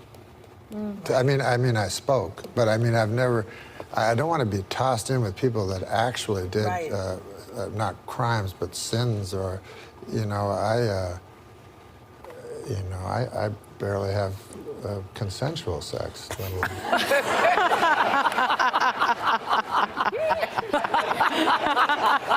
Oh, they all have consent. It's all consensual. When Mr. Happy comes out, it's all consensual. Which brings us to this. You have a new show called the NORM MACDONALD Show. I feel a little weird. Why? Well, part of the reason this is all happening, Norm, is because you've now got this show and you're talking to lots of folks, and now in a different way than just being a stand-up or a funny person, people are asking you questions that, you know, you think your answer sounds fine in your head, you know, but then you say it and it's like, oh, that went over not well. So the reason I say that this is in part why you got here is because this is very different for you.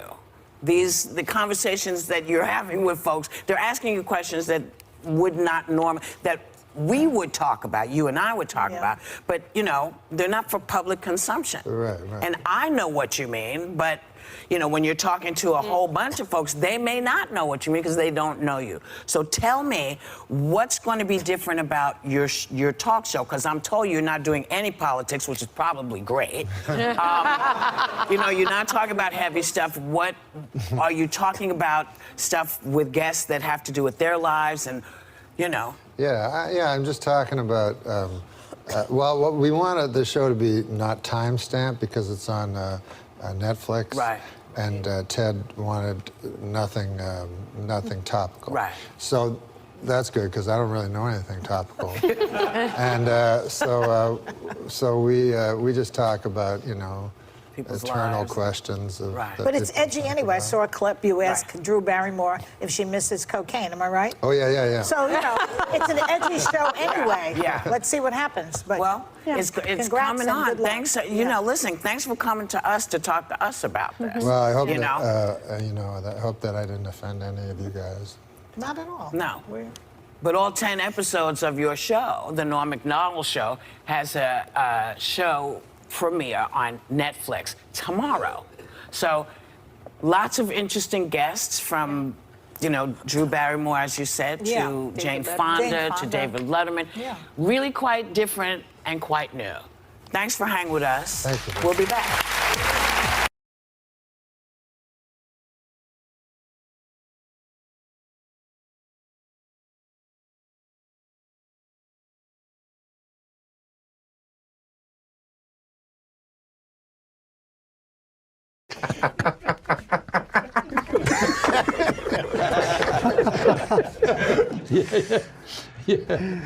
It's fun doing jokes. Yeah. Why do dogs always race to the door when the doorbell rings? It's almost never for them. You know the funniest part of doing an office conga line? When you look back and realize you're doing it alone and you're not in an office, you're in a psychiatric hospital. I've never been on top of trends, I guess. You know, when everybody was burning CDs, I was still burning books. Crowds in Brazil greeted arriving Olympians with signs reading, "Welcome to hell."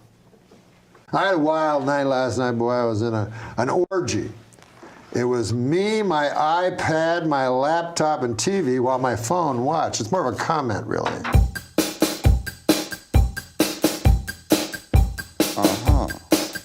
I'd like to take this moment to say I endorse podiums. That's a product I can stand behind. What about this one? This is for you. Yesterday I had a picture framed. Now it's doing time upstate for armed robbery. Well, listen to this. Catherine Zeta-Jones admitted she is bipolar half the time. She's deliriously happy, and the other time she has to suck an old man's cock. That's dirty. Come on, man. A new study shows that most men can identify a gay man by his face alone. It's the face that's buried in another man's asshole. Hey, how about this? The Dalai Lama said that killing in the name of religion is unthinkable. Hey, thanks, Dalai Lama. I'm sure everybody will fucking listen to you. No one listens to the Dalai Lama. No one. I need to have glasses in order to see my family. Specifically, 2 glasses of scotch. The Al-Qaeda online magazine Inspire has a recipe for a homemade bomb. They also have a recipe for a pretty darn good peach cobbler. So they're not all bad, you know? A new study found that men with beards are more attractive than men without beards. More great work from the University of Bob Seger. I think there's nothing cooler than being a lone wolf, except at wolf picnics when you don't have a partner for the wolf wheelbarrow races. No, listen, my girlfriend's mad at me right now. Last night when we were having sex, I yelled the name of her ex-boyfriend. Nice fellow. A surname you don't hear much anymore, Flintstone. This one's more like a factoid. Danny DeVito looks like one of those guys with a short but thick penis. Okay, here, what about this joke? Call me an old softy, but I'd prefer if you called me a distinguished gentleman with a flagging erection. John Wayne Gacy, man, not my idea of a clown. Not funny at all. No. That guy wasn't funny. Barbara Walters announced that she's retiring from The View. Well, actually, she announced it 5 years ago, but no one could hear her over those yammering bitches. Hey, how about this one? They say pimping ain't easy, Andy. But what they won't tell you is much, much more difficult being a prostitute. Pimping is pretty easy. Barbara Walters is planning to announce her retirement. What's next for Babs? Death. Wow, isn't this wild? When I was told I was going to perform for a bunch of drones, I thought I was being booked on The View.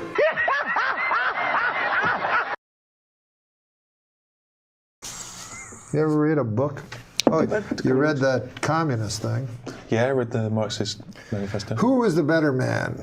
Okay. Dr. Martin Luther King? Stalin.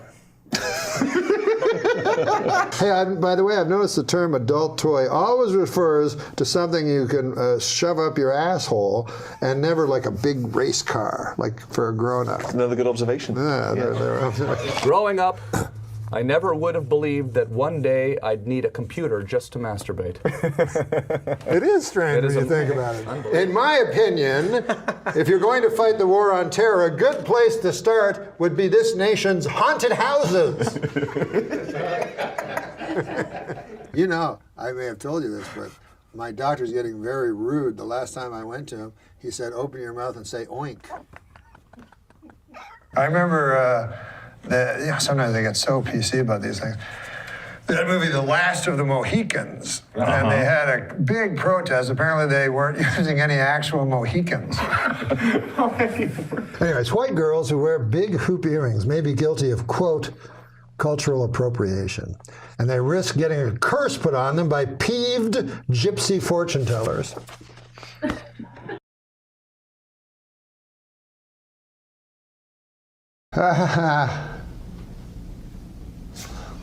Wait a minute. These are great jokes, by the way, Steve. Congrats. Oh, good. As always. Here's one for you. Here. Artifacts from Auschwitz are set to go on tour for the first time. You guys won't stop. Experts believe that this will be Miley Cyrus's darkest opening act yet. Wow. I know the Bible says not to covet thy neighbor's wife. Right. But it doesn't say a damn thing about coveting thy neighbor's husband, especially a sweet, hot fucking asshole. This is sweet hot. Is that in there? Hey, you're not going to believe this, but Bill Maher is giving away the solution to all our problems for free. Las Vegas is now home to a 550-foot-tall Ferris wheel. Also drawing thousands to Las Vegas, whores. My father was recently diagnosed with shingles, which is a terrible sickness that usually only affects roofs. I think the reason I most look forward to China ruling the earth is that all of their last names sound like slang for cock. I'll tell you a joke. You know they had a big black mass devil worship this week, apparently? But I skipped it because I believe you can be just as close to Satan on a golf course as in some stuffy old satanic church. Deep throat porn legend Harry Reeves. Yeah, he died, but how are they know going to who close that that is? casket? I mean, because no, the Swiss think I hate that. That's great. Thanks. This one says, remember the old days when tweeting meant stabbing a hooker? Well, this Lindsay Lohan can't swim a stroke, but she sure knows every dive in town. That one I like. I don't know much about geopolitics, but that is one cool name for a country, Chad. Yeah. Hey, how about this one? Yeah, okay. A 28-year-old med student is auctioning off her virginity online. For $300,000, you can have the worst sex of your life. That's good. That ain't That's bad. good. That ain't Who bad. writes these? Oh, well. This is what you never hear. He made love to me in the ass. Oh, a woman from Denmark I met at a party was telling me how awful she thinks Trump is. So I shot back, yeah, well, you guys have that asshole Hans Christian Andersen. That's funny. It's just my patriotism. When I was a child, my parents told me my uncle was sleeping with the fishes, which at the time I assumed meant he bought a waterbed. Then I found out he had been killed and his body buried at sea. Dave, say what you will about Elon Musk, but with his new plan to bring people to Mars, nobody is a more creative serial killer. A new report from the CDC states that only 1/3 of Americans use condoms, while 2/3 of Americans are still pretty cool. Get out! Why do you get a good one? That was good. My dad would hit me with the belt sometimes. Yeah, you would have to But go it was get... the worst when he was the reigning WWE. Okay. You know, I was raised Catholic, and when people find out, they always assume there was some creepy priest involved, you know. But they never suspect the deacon. Fucking asshole. Adam Egan with a joke.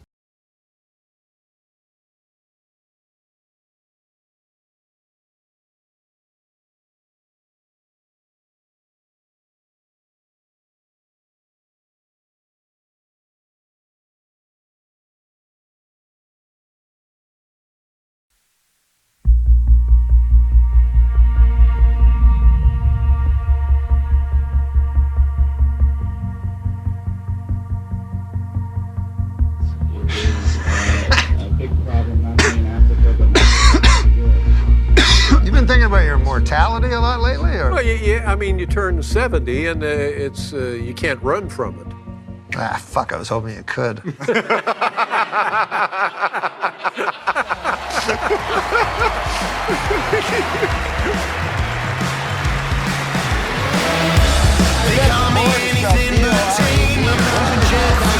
celebrities in the audience tonight. I see Tiger Woods right there. Tiger Woods, how about that?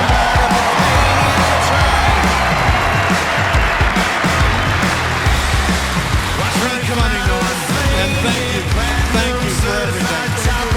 Norm MacDonald, ladies and gentlemen. That was very sweet, Norm. Good night, everybody. You're Norm MacDonald, and you are shattering my illusion. Like, you could have whatever you want. Clearly, you want nothing, and you just want to be depressed. You're depressed. No, I'm not you depressed need to at see all. someone. I'm in no ways depressed. Having nothing and having something are exactly the same thing. And in spite of that, please welcome Norm MacDonald.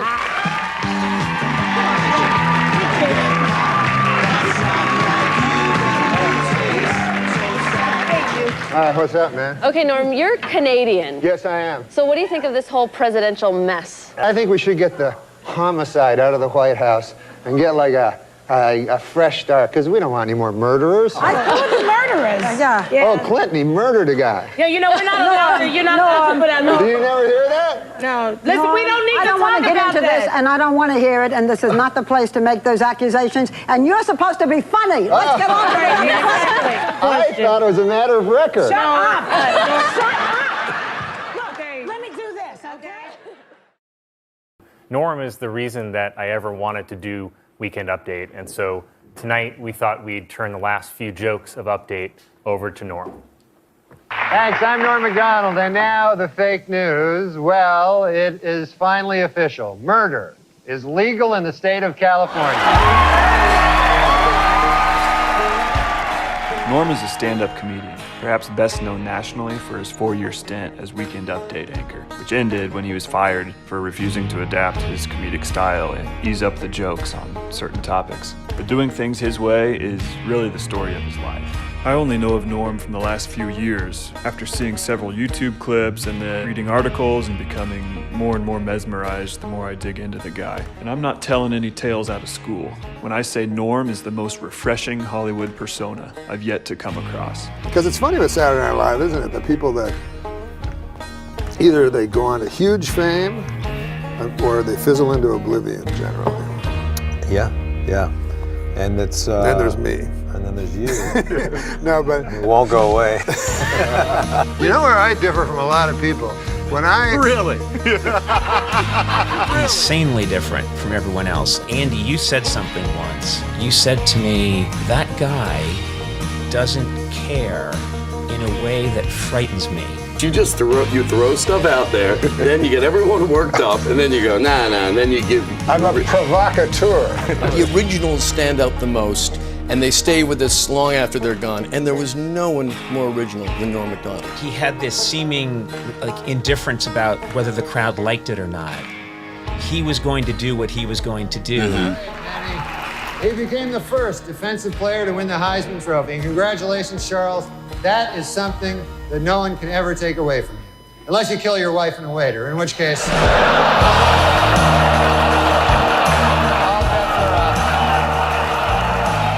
I have always said to people, if you want to really see me laugh, and this is long before Norm passed, if you really want to see what it looks like when I am laughing, watch a Norm MacDonald segment. What are you doing now? I just saw on the TV my hair. Okay. All right. What we're going to do is We're going to take a little commercial break. Okay, great. And I'm going to get security in here. And then we're going to come back and we're going to talk to you some more because you're going to have some fluids during the break and stuff. Fluids? Yeah, you'll see. We'll get that Tanya girl to get them for you. I All thought right. when you said that, I thought you meant fluids out of my ass.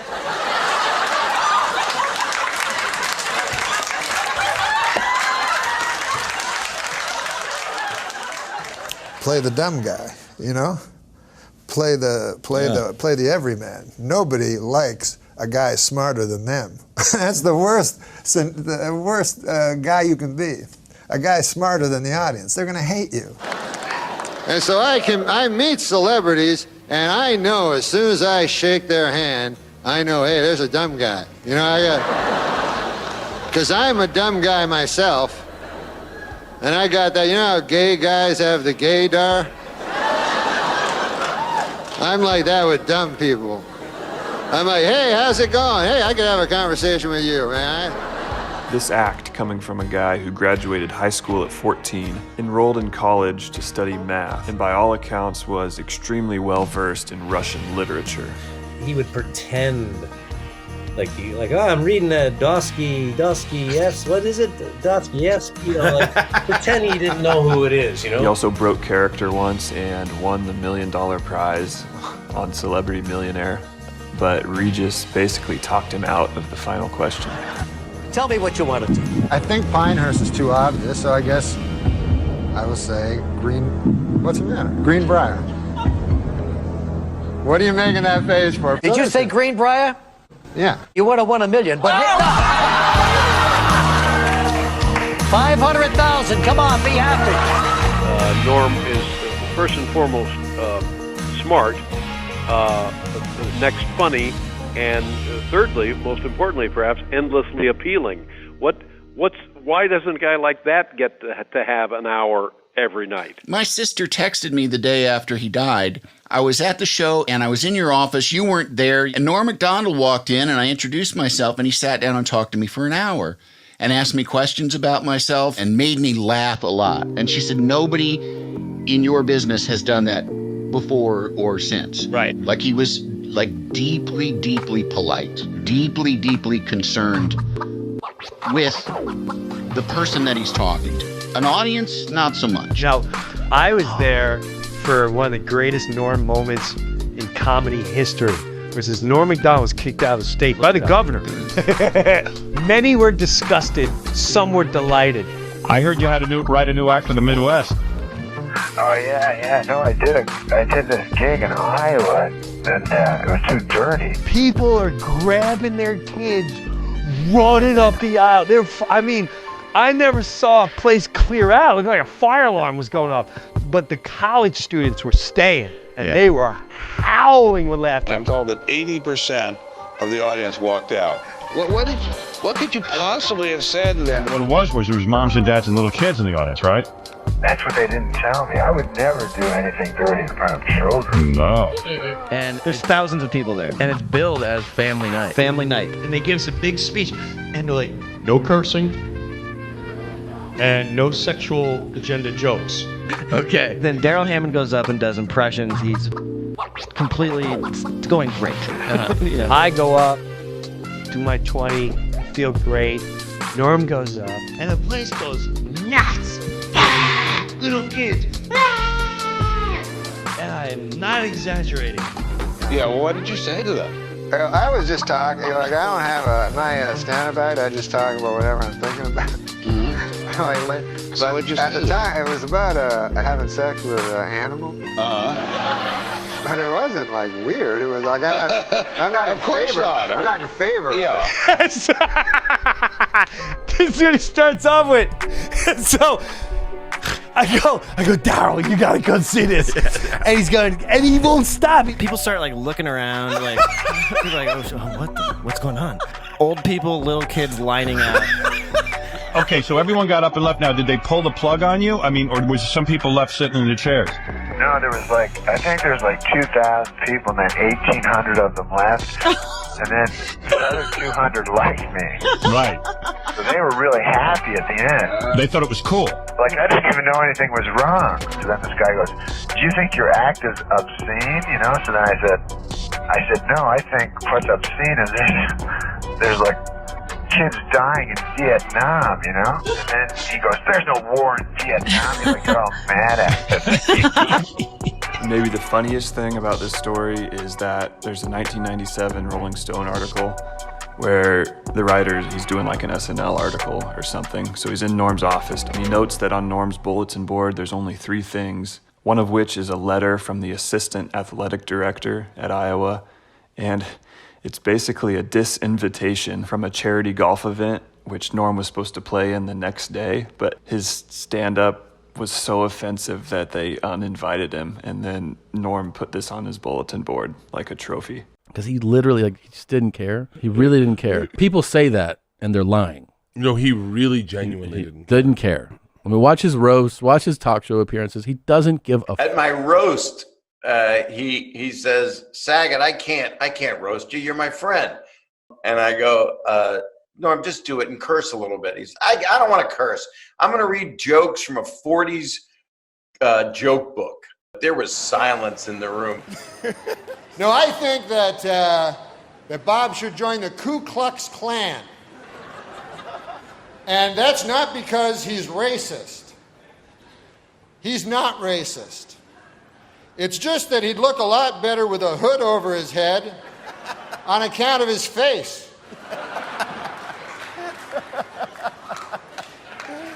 And then he got emotional because we're friends. And he started saying, I love you. I don't like to make fun of my friends. And I just think the world of you. Bob, honestly, has never had an unkind word for anybody. And I love him, and I hope everybody else does. So I just want to say that. With all your wealth and your success, and this is serious from the heart, you know, you got to remember, this is a saying I made up. There are a lot of ships that are very valuable, right? Like you probably think a golden ship was valuable. Yes, okay. There are a lot of ships out there. You would think a solid gold ship would be very valuable, or a solid platinum ship. Yes. A ship made only of diamonds. I don't know if it would float. I don't know. But you know, you would think that would be your most valuable ship. But you know what, sir? It is not. You know what your most valuable ship is? What is that? Friendship. The biggest laughs you'll ever hear in life are, well, I got a Thanksgiving dinner with a bunch of loved ones, and nothing funny is said, and it just comes from love. I find that to be a taboo subject, and yet it's central to everything there is. My mother's so happy. She lives beside me, 86 years old. She's so happy. I have a trait, and you know, I've never seen anything shine from her eyes, just love. I don't think she's ever let an ironic phrase, you know, pass her time. You know, she's just a great person, and she's so happy. She'll come back. She'll go to the grocery store, come back, go, Norm, that was an amazing story. I said, what happened? She goes, a woman was buying a pineapple. It was $1.49. Last week, it was $1.19. I'm like, that's not a story, you old bag. What the fuck? That's too dirty. Let's do a nice joke to clean it up. Opinions are like assholes. Neil Patrick Harris wants to stuff. You should let me read this ahead. Opinions are like assholes. Neil Patrick Harris wants to stuff his cock in them. Oh, wait, that's just assholes. I guess my overall feeling is life is sort of absurd. It's absurd where I am. Don't you ever wake up, Larry, and feel it's absurd where you are in life? The whole thing is weird. The whole thing, yeah. I think that has a great deal to do with his success, that he actually didn't really care on some level. Like, obviously, he wanted to be successful and wanted to be and do well, but at some point, I think he sort of knew what was important and what wasn't. Life is fantastic. Yeah. I like life, man. You do, really? I'm like, man, it's the greatest gig in the world, being alive. You get to eat at Denny's, wear a hat, whatever you want. Yeah. Get haircuts. It is. Are you a happy person, like in general? No, I mean, I think things are funny, Right. so I laugh a lot. But that doesn't necessarily translate into like happiness well, on a. if I'm laughing, I'm happy, I guess. Do you have a nice house? No, I live in a very small apartment. You have an apartment? Yes. Oh. I'm surprised that you don't have like a big, you're Norm Macdonald. Well, I don't like things. Oh. No, I've always felt very burdened down by them. I bought a house for the first time ever. Yeah. And it was like I was walling myself into a fucking mausoleum or something. All of a sudden, I'm like, when you what had the money. Fuck. Yeah. I'm like, I don't want to be here. Yeah. I don't want a bunch of stuff. When you're really poor, you don't expect anything of yourself, and you're happy with any measure of success. And it's only as you get more successful that you start to envy and. You know what I mean? And especially in this town. What turns you off? In general. What turns me off? Yeah. Smugness. Like, I always ask people, I go, what do you know for sure? Because, of course, the answer is nothing. Like, I remember when I realized I didn't like sunsets at one point in my life. And I was like, what the fuck am I looking at this shit? I don't even like it. And I realized that I just thought I liked it because I was told they were supposed to be beautiful or something.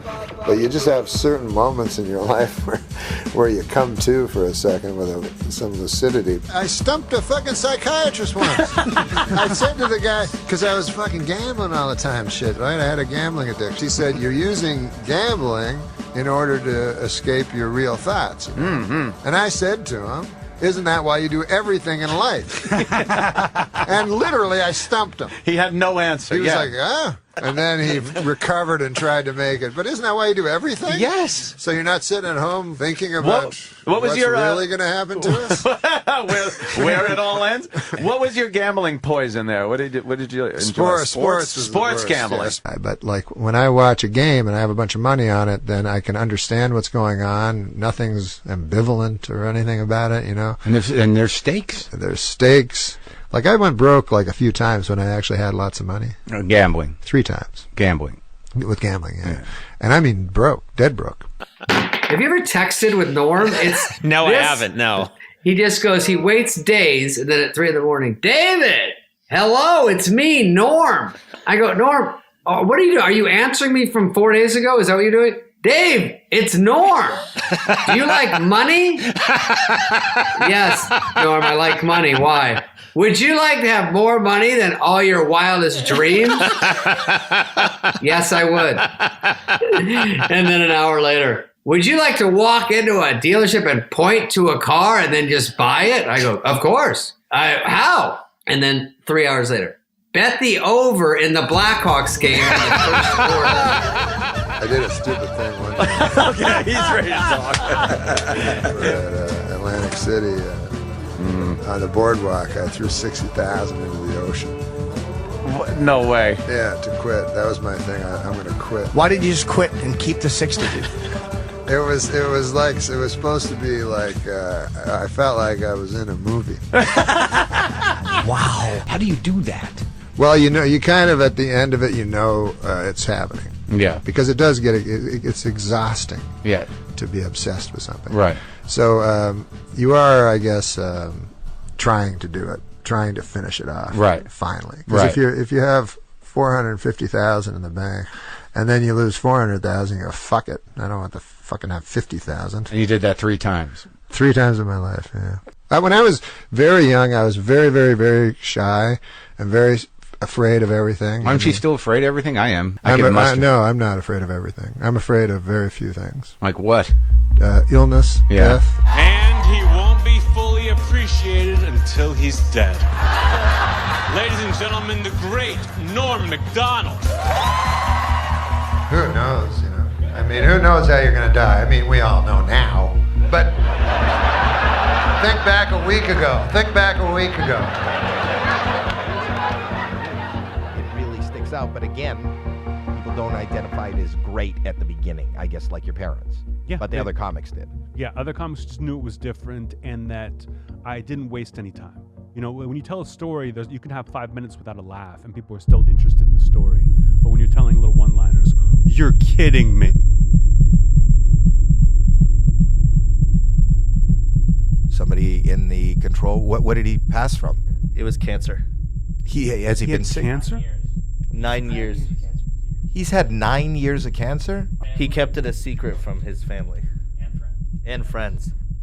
When people confess things, and they're told how brave they are, you know, because they have cancer or something, and they talk about it. Well, everyone has cancer. I mean, it's not rare at all. And if I had a specific ailment, and possibly I do, you don't know. I don't know. But I would not talk about it. I would not. I hope that I would not discuss it, and just try to benefit monetarily from that.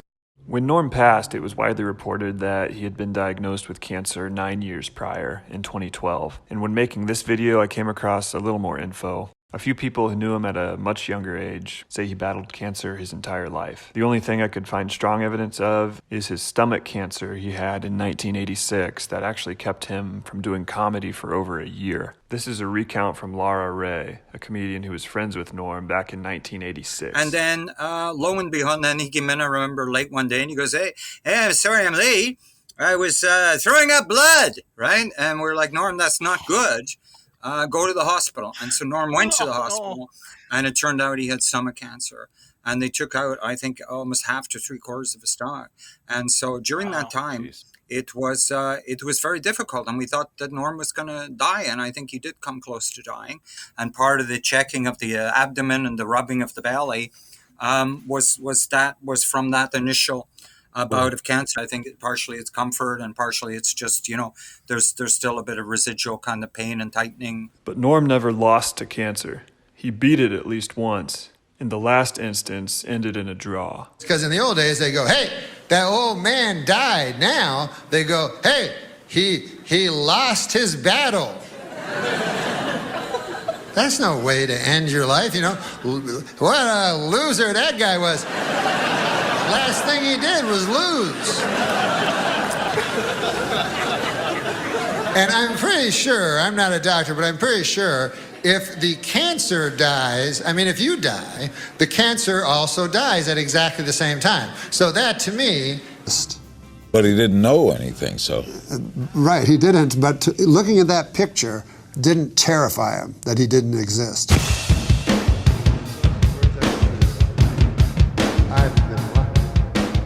When I was a boy, I was sure I'd never make it past Moose Creek, Ontario, Canada, but I've been all over this world, except for Europe, Asia, Australia, Africa, and South America. The only thing an old man can tell a young man is that it goes fast, real fast. And if you're not careful, it's too late. Of course, the young man will never understand this truth. And as for my gambling, it is true, I lost it all a few times. But that's because I always took the long shot, and I never came in.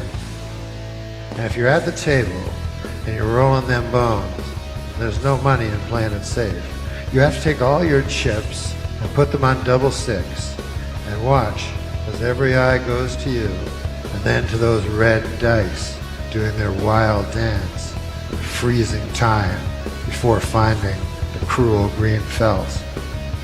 I've been lucky.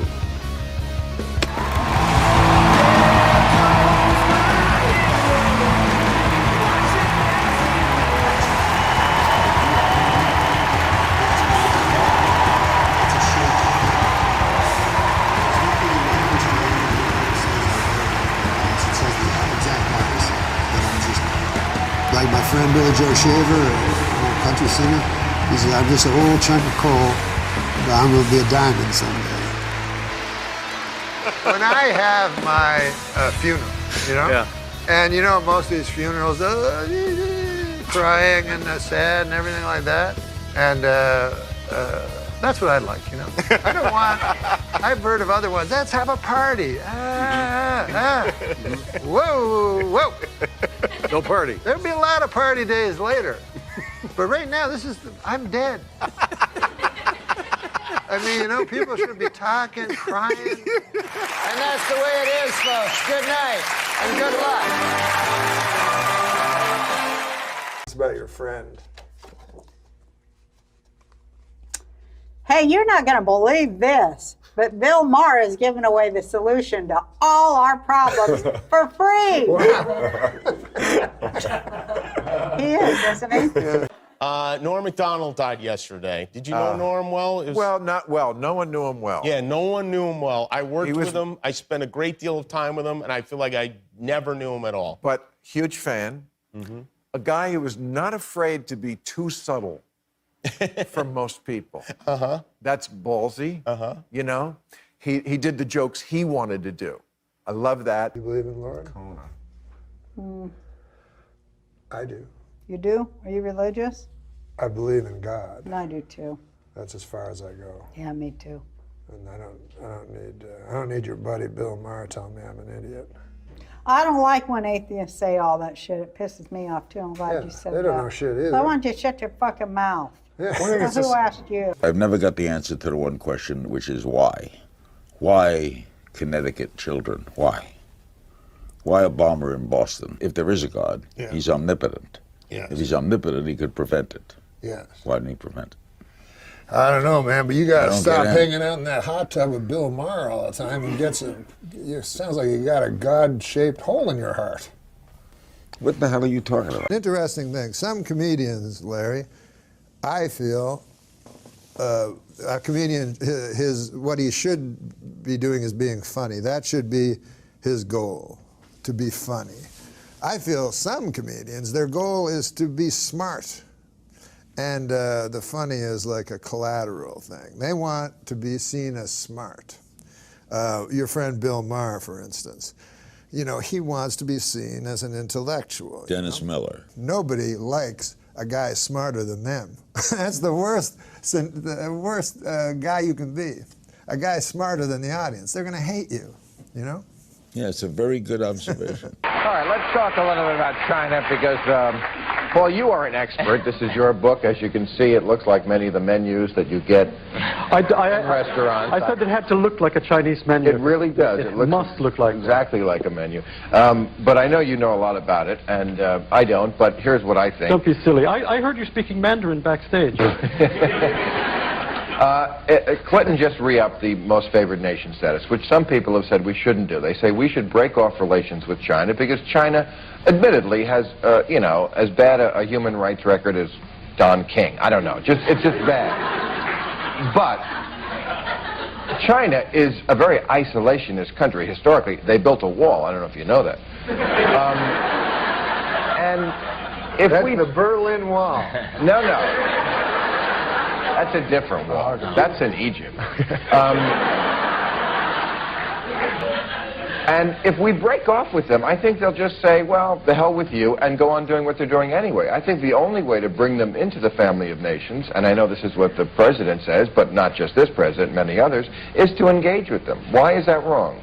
It's not wrong with we owe them. We already owe them so much money. We can't break off them. We have so many slave laborers and little kiddies earning 10 cents a day to make tennis shoes that we owe them a ton of money. We can't break off. I mean, they're not. Of course we can break off. Of course we can break off. First of all, the president himself in 1992 attacked President Bush for coddling the butchers of Beijing. Do you remember that? Well, now that here was we during are. A campaign. He doesn't just want to extend most favored nation status permanently. He wants to toast them, celebrate them, honor them. I mean, can't we just trade with them? Do we have to respect them in the morning? But the whole world, it's tough. The whole...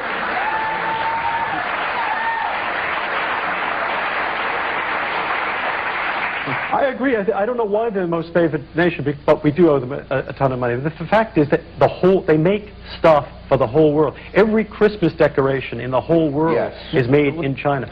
Forget Nikes, you know. Well, that lets you know that the issue is money. Clearly the issue has to be money. I was telling Ariana, I saw a documentary that really detailed the whole events in Tiananmen Square.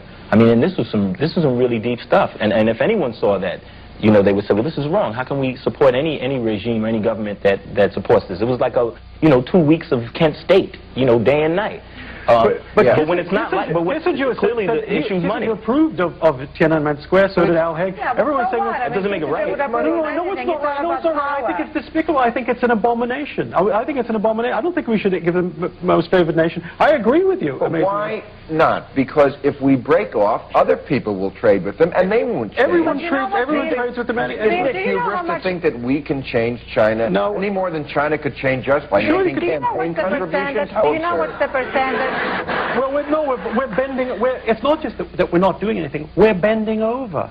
The whole world is bending over for them and saying, do it to me. It's not. On that note, Norm, stop.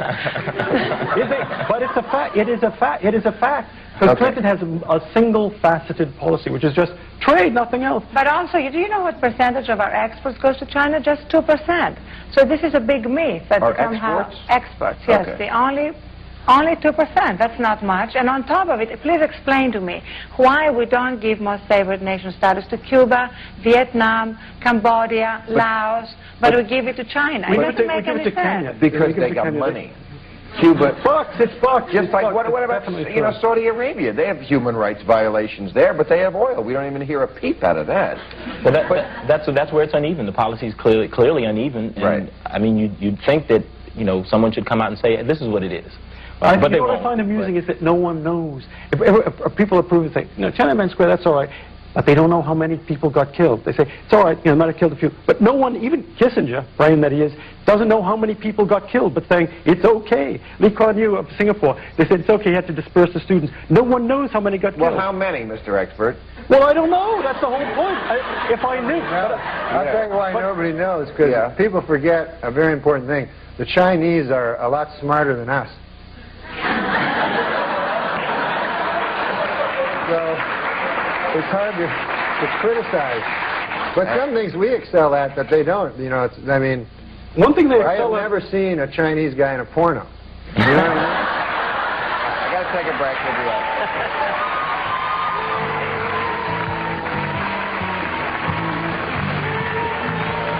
back. I was on Politically Incorrect a couple of times, and fuck, man, you have to have an opinion about every goddamn thing on that show. So, or you can just do a little homework and write some jokes. Yeah, but sometimes I remember at the break, like Scott Carter go, enough with the jokes. But I'll never forget it. Like but I'm very unlearned, and so before the show, Scott came in, who was the producer. Yeah, he's been on the show. Yeah. So he said, "What do you think about China and Taiwan?" And seriously, I only know those as words, So I was like, I don't know anything. Like, can't I have another subject? So, anyways, then we get out because he goes because Bill believes this. I mean, anyways, when we get out, we're introducing the guy beside me, the smart guy, right? Mm-hmm. He wrote a book on China and Taiwan. Right. So fucking Bill Maher, he starts with me. He goes like, what was it, China and Taiwan? I go, I don't know. Fucking ask this guy. What do I know? I'm a nightclub comic. What? Like, that's what made me laugh at that show. Everyone's opinion's equal. Right. Right. Like a nightclub comic and an expert. And then another thing I always found funny about that show is the comedians try to be very serious, and then the serious guys are trying to get jokes. Yeah. So it's like... it's not always our shining moment. I do like Bill, though. No, Bill's great at what he does. Yeah. Like he started out a straight up joke dude, and he knows his shit. And it's pretty amazing. You know what's funny about him? I don't know if I should say this or not, but I mean he's probably aware of it. When he does his monologue, you notice when he does his monologue, he does Johnny Carson. No, no, definitely. He definitely models himself. I think that's been his style for a long time. He definitely takes the posture. But I find it very funny because he's got the posture and the timing and everything, and he's like, and then she came in his face, but it's like crazy words come out. Carson would have loved to have done that. Yeah, he probably would have. I would have got a thrill from listening to Johnny Carson because I haven't heard the guy in so long. And I love Johnny Carson. You love Johnny Carson. Sure. And so on that tape, they kept saying Johnny Carson on the 911 tape, and I thought it'd be him going like, I feel there's a yak on my chest, or something like that.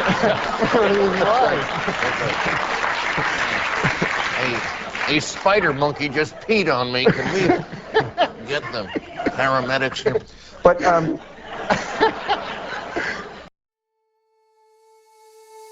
Call me to say goodnight, kiss me counted twice. I'll never let go of you. Fold me into your arms. Stay with me till Let's talk about the military a little, because an important ruling came down last week from federal judge Shira Scheindlin, who said that they could now buy at the PX on the base dirty magazines, if you will.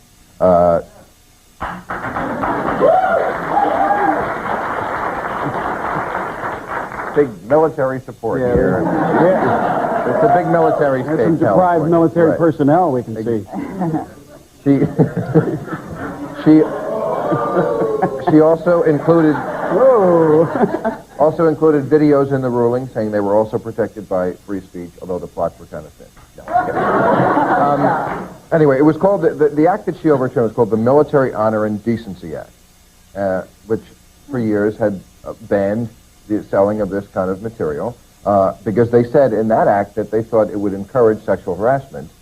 When now some people are saying maybe the opposite is true. A quick session with the pet of the month, and maybe that soldier is... Yeah. You get sleepy. Don't you get sleepy? What do you mean? You don't want to rape somebody when you're sleepy. Why are you sleepy? Well, after you watch the porno. Listen, I like...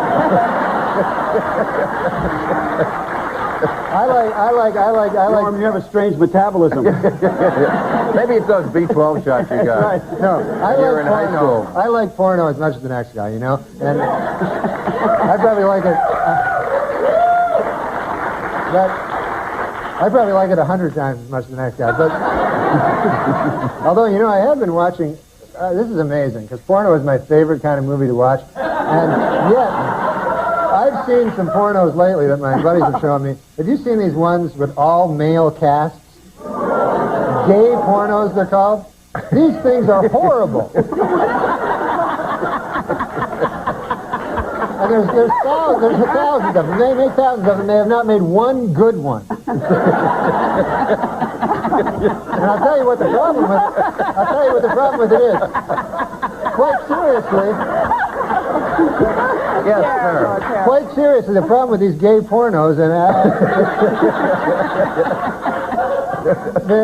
every one, guys having sex with each other. Who the hell wants to see that, you know? Maybe you're shopping in the wrong section of the store. This is not for me. I wonder if they can't have those in the military base then. But these... Don't ask, don't tell, don't watch. Right. That's an interesting question. I don't know if this ruling includes gay material on the base. Do you know? Well, you know, it's really ironic at a time when they're trying to sensitize the soldiers. They're sending them to training on how to treat women with respect, and now they're stocking the PXs with porno magazines. It doesn't make sense. I mean, it's a mixed message, wouldn't you say? Why? Well, because these magazines degrade women. They do. And I'll say one thing. Why don't you just stand up for this segment? You know, like this is a little warning for people. Playgirl magazine has not got any girls in it.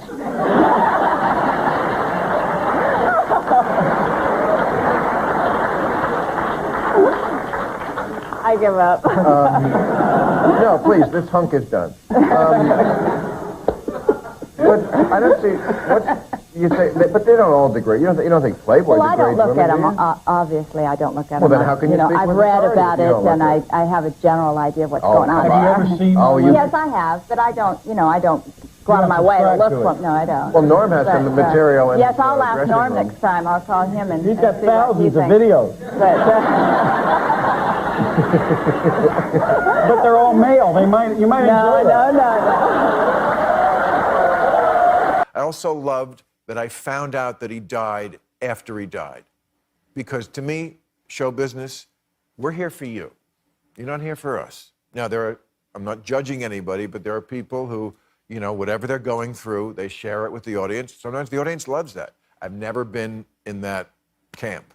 I'm not here to burden you. I'm here to lighten your burden. So the fact that Norm, I didn't know about this, nobody knew about this, good one, Norm. Welcome back to React and Relax TV, guys, for another comedy reaction. All right, so I'm going to be checking out NORM MACDONALD. This one is real jerk. All right, so can't wait to check this one out. Wonder what? I wonder what he's going to say in this one, what this one is all about. All right, guys, you know it's numb for sure. All right, so if you're new to the channel, welcome. Before you leave, you become a part of the family. And to all my returning subscribers, thank y'all for watching. All right, so let's check this clip out.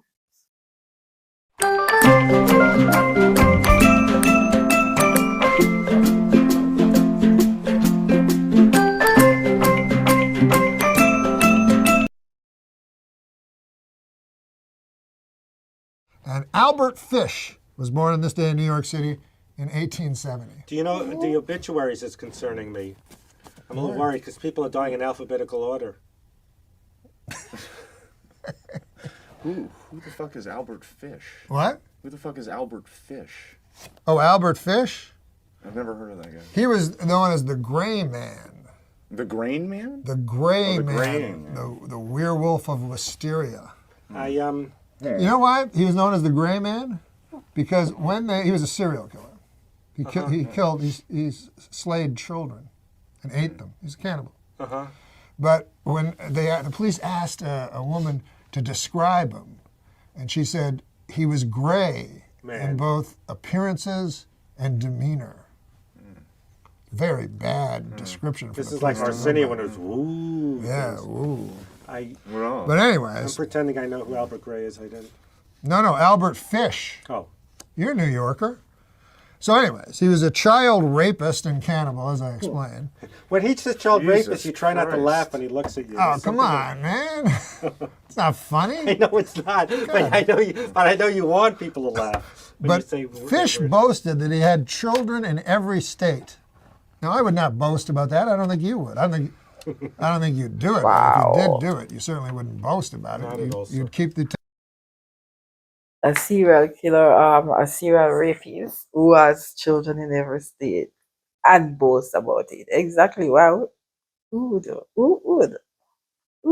So he's proud of what he does. He's very proud of him meaning woman right and molesting and doing all those crap and impregnating all these women and feel proud of doing it.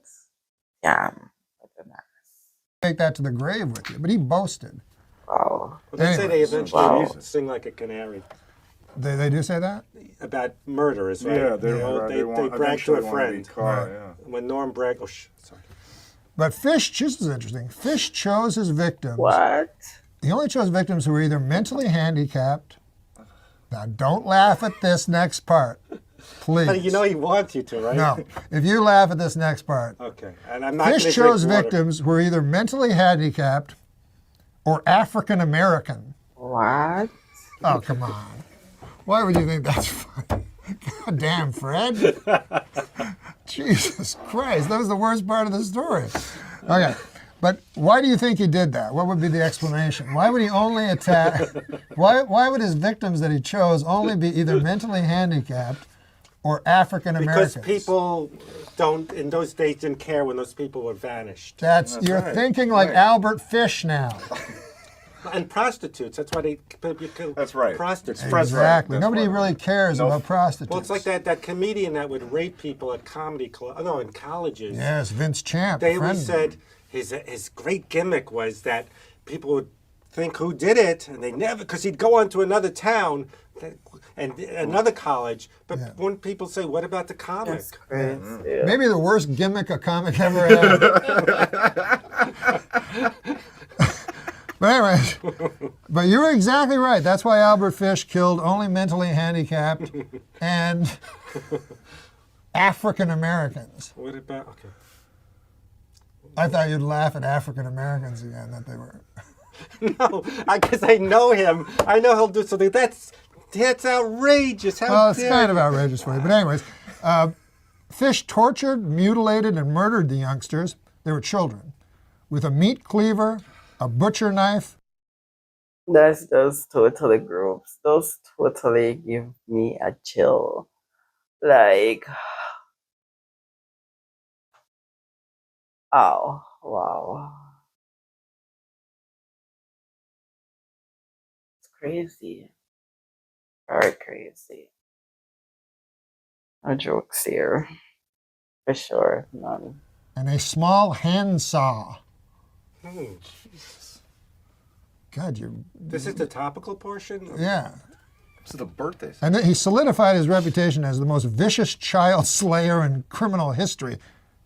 Oh, Though you know who barely was? literate, Fish wrote taunting letters to the parents of his victims, gruesomely detailing Jesus. how he slayed, butchered, cooked, and then with great enjoyment dined on their offspring. He would inevitably declare that a child's roasted rump was the most toothsome dish in all of gastronomy. Additionally, Fish was a masochist, get this, and he would insert wool doused with lighter fluid into his own anus and set it alight for his own enjoyment.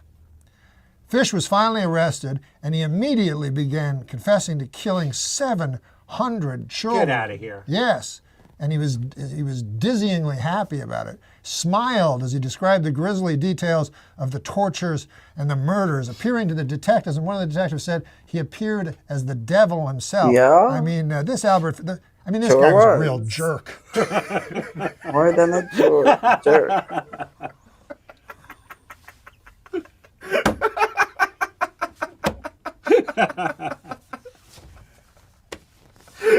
Now I know there was no Albert Fish. Wow. Because I would have heard about that. Wow. Wow. 700. You call that a jerk, that past jerk. That's just crazy. The whole story, the whole thing,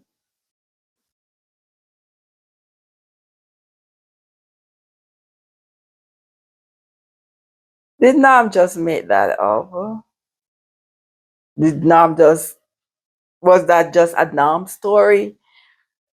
Guys, because I got goosebumps and I got chills, and that's just crazy, and it just upset my whole spirit. I'm like, wow, that can't be true. Was that story for real? Or was it just a Nam joke? Or is just a Nam story? Guys, like, I'm totally grossed out. Look, goosebumps, like, just total fools me from listening to that now. Like, that's crazy. Comment down below, let me know. I'll catch you in another one. Don't forget to leave love, laugh, and to learn, guys.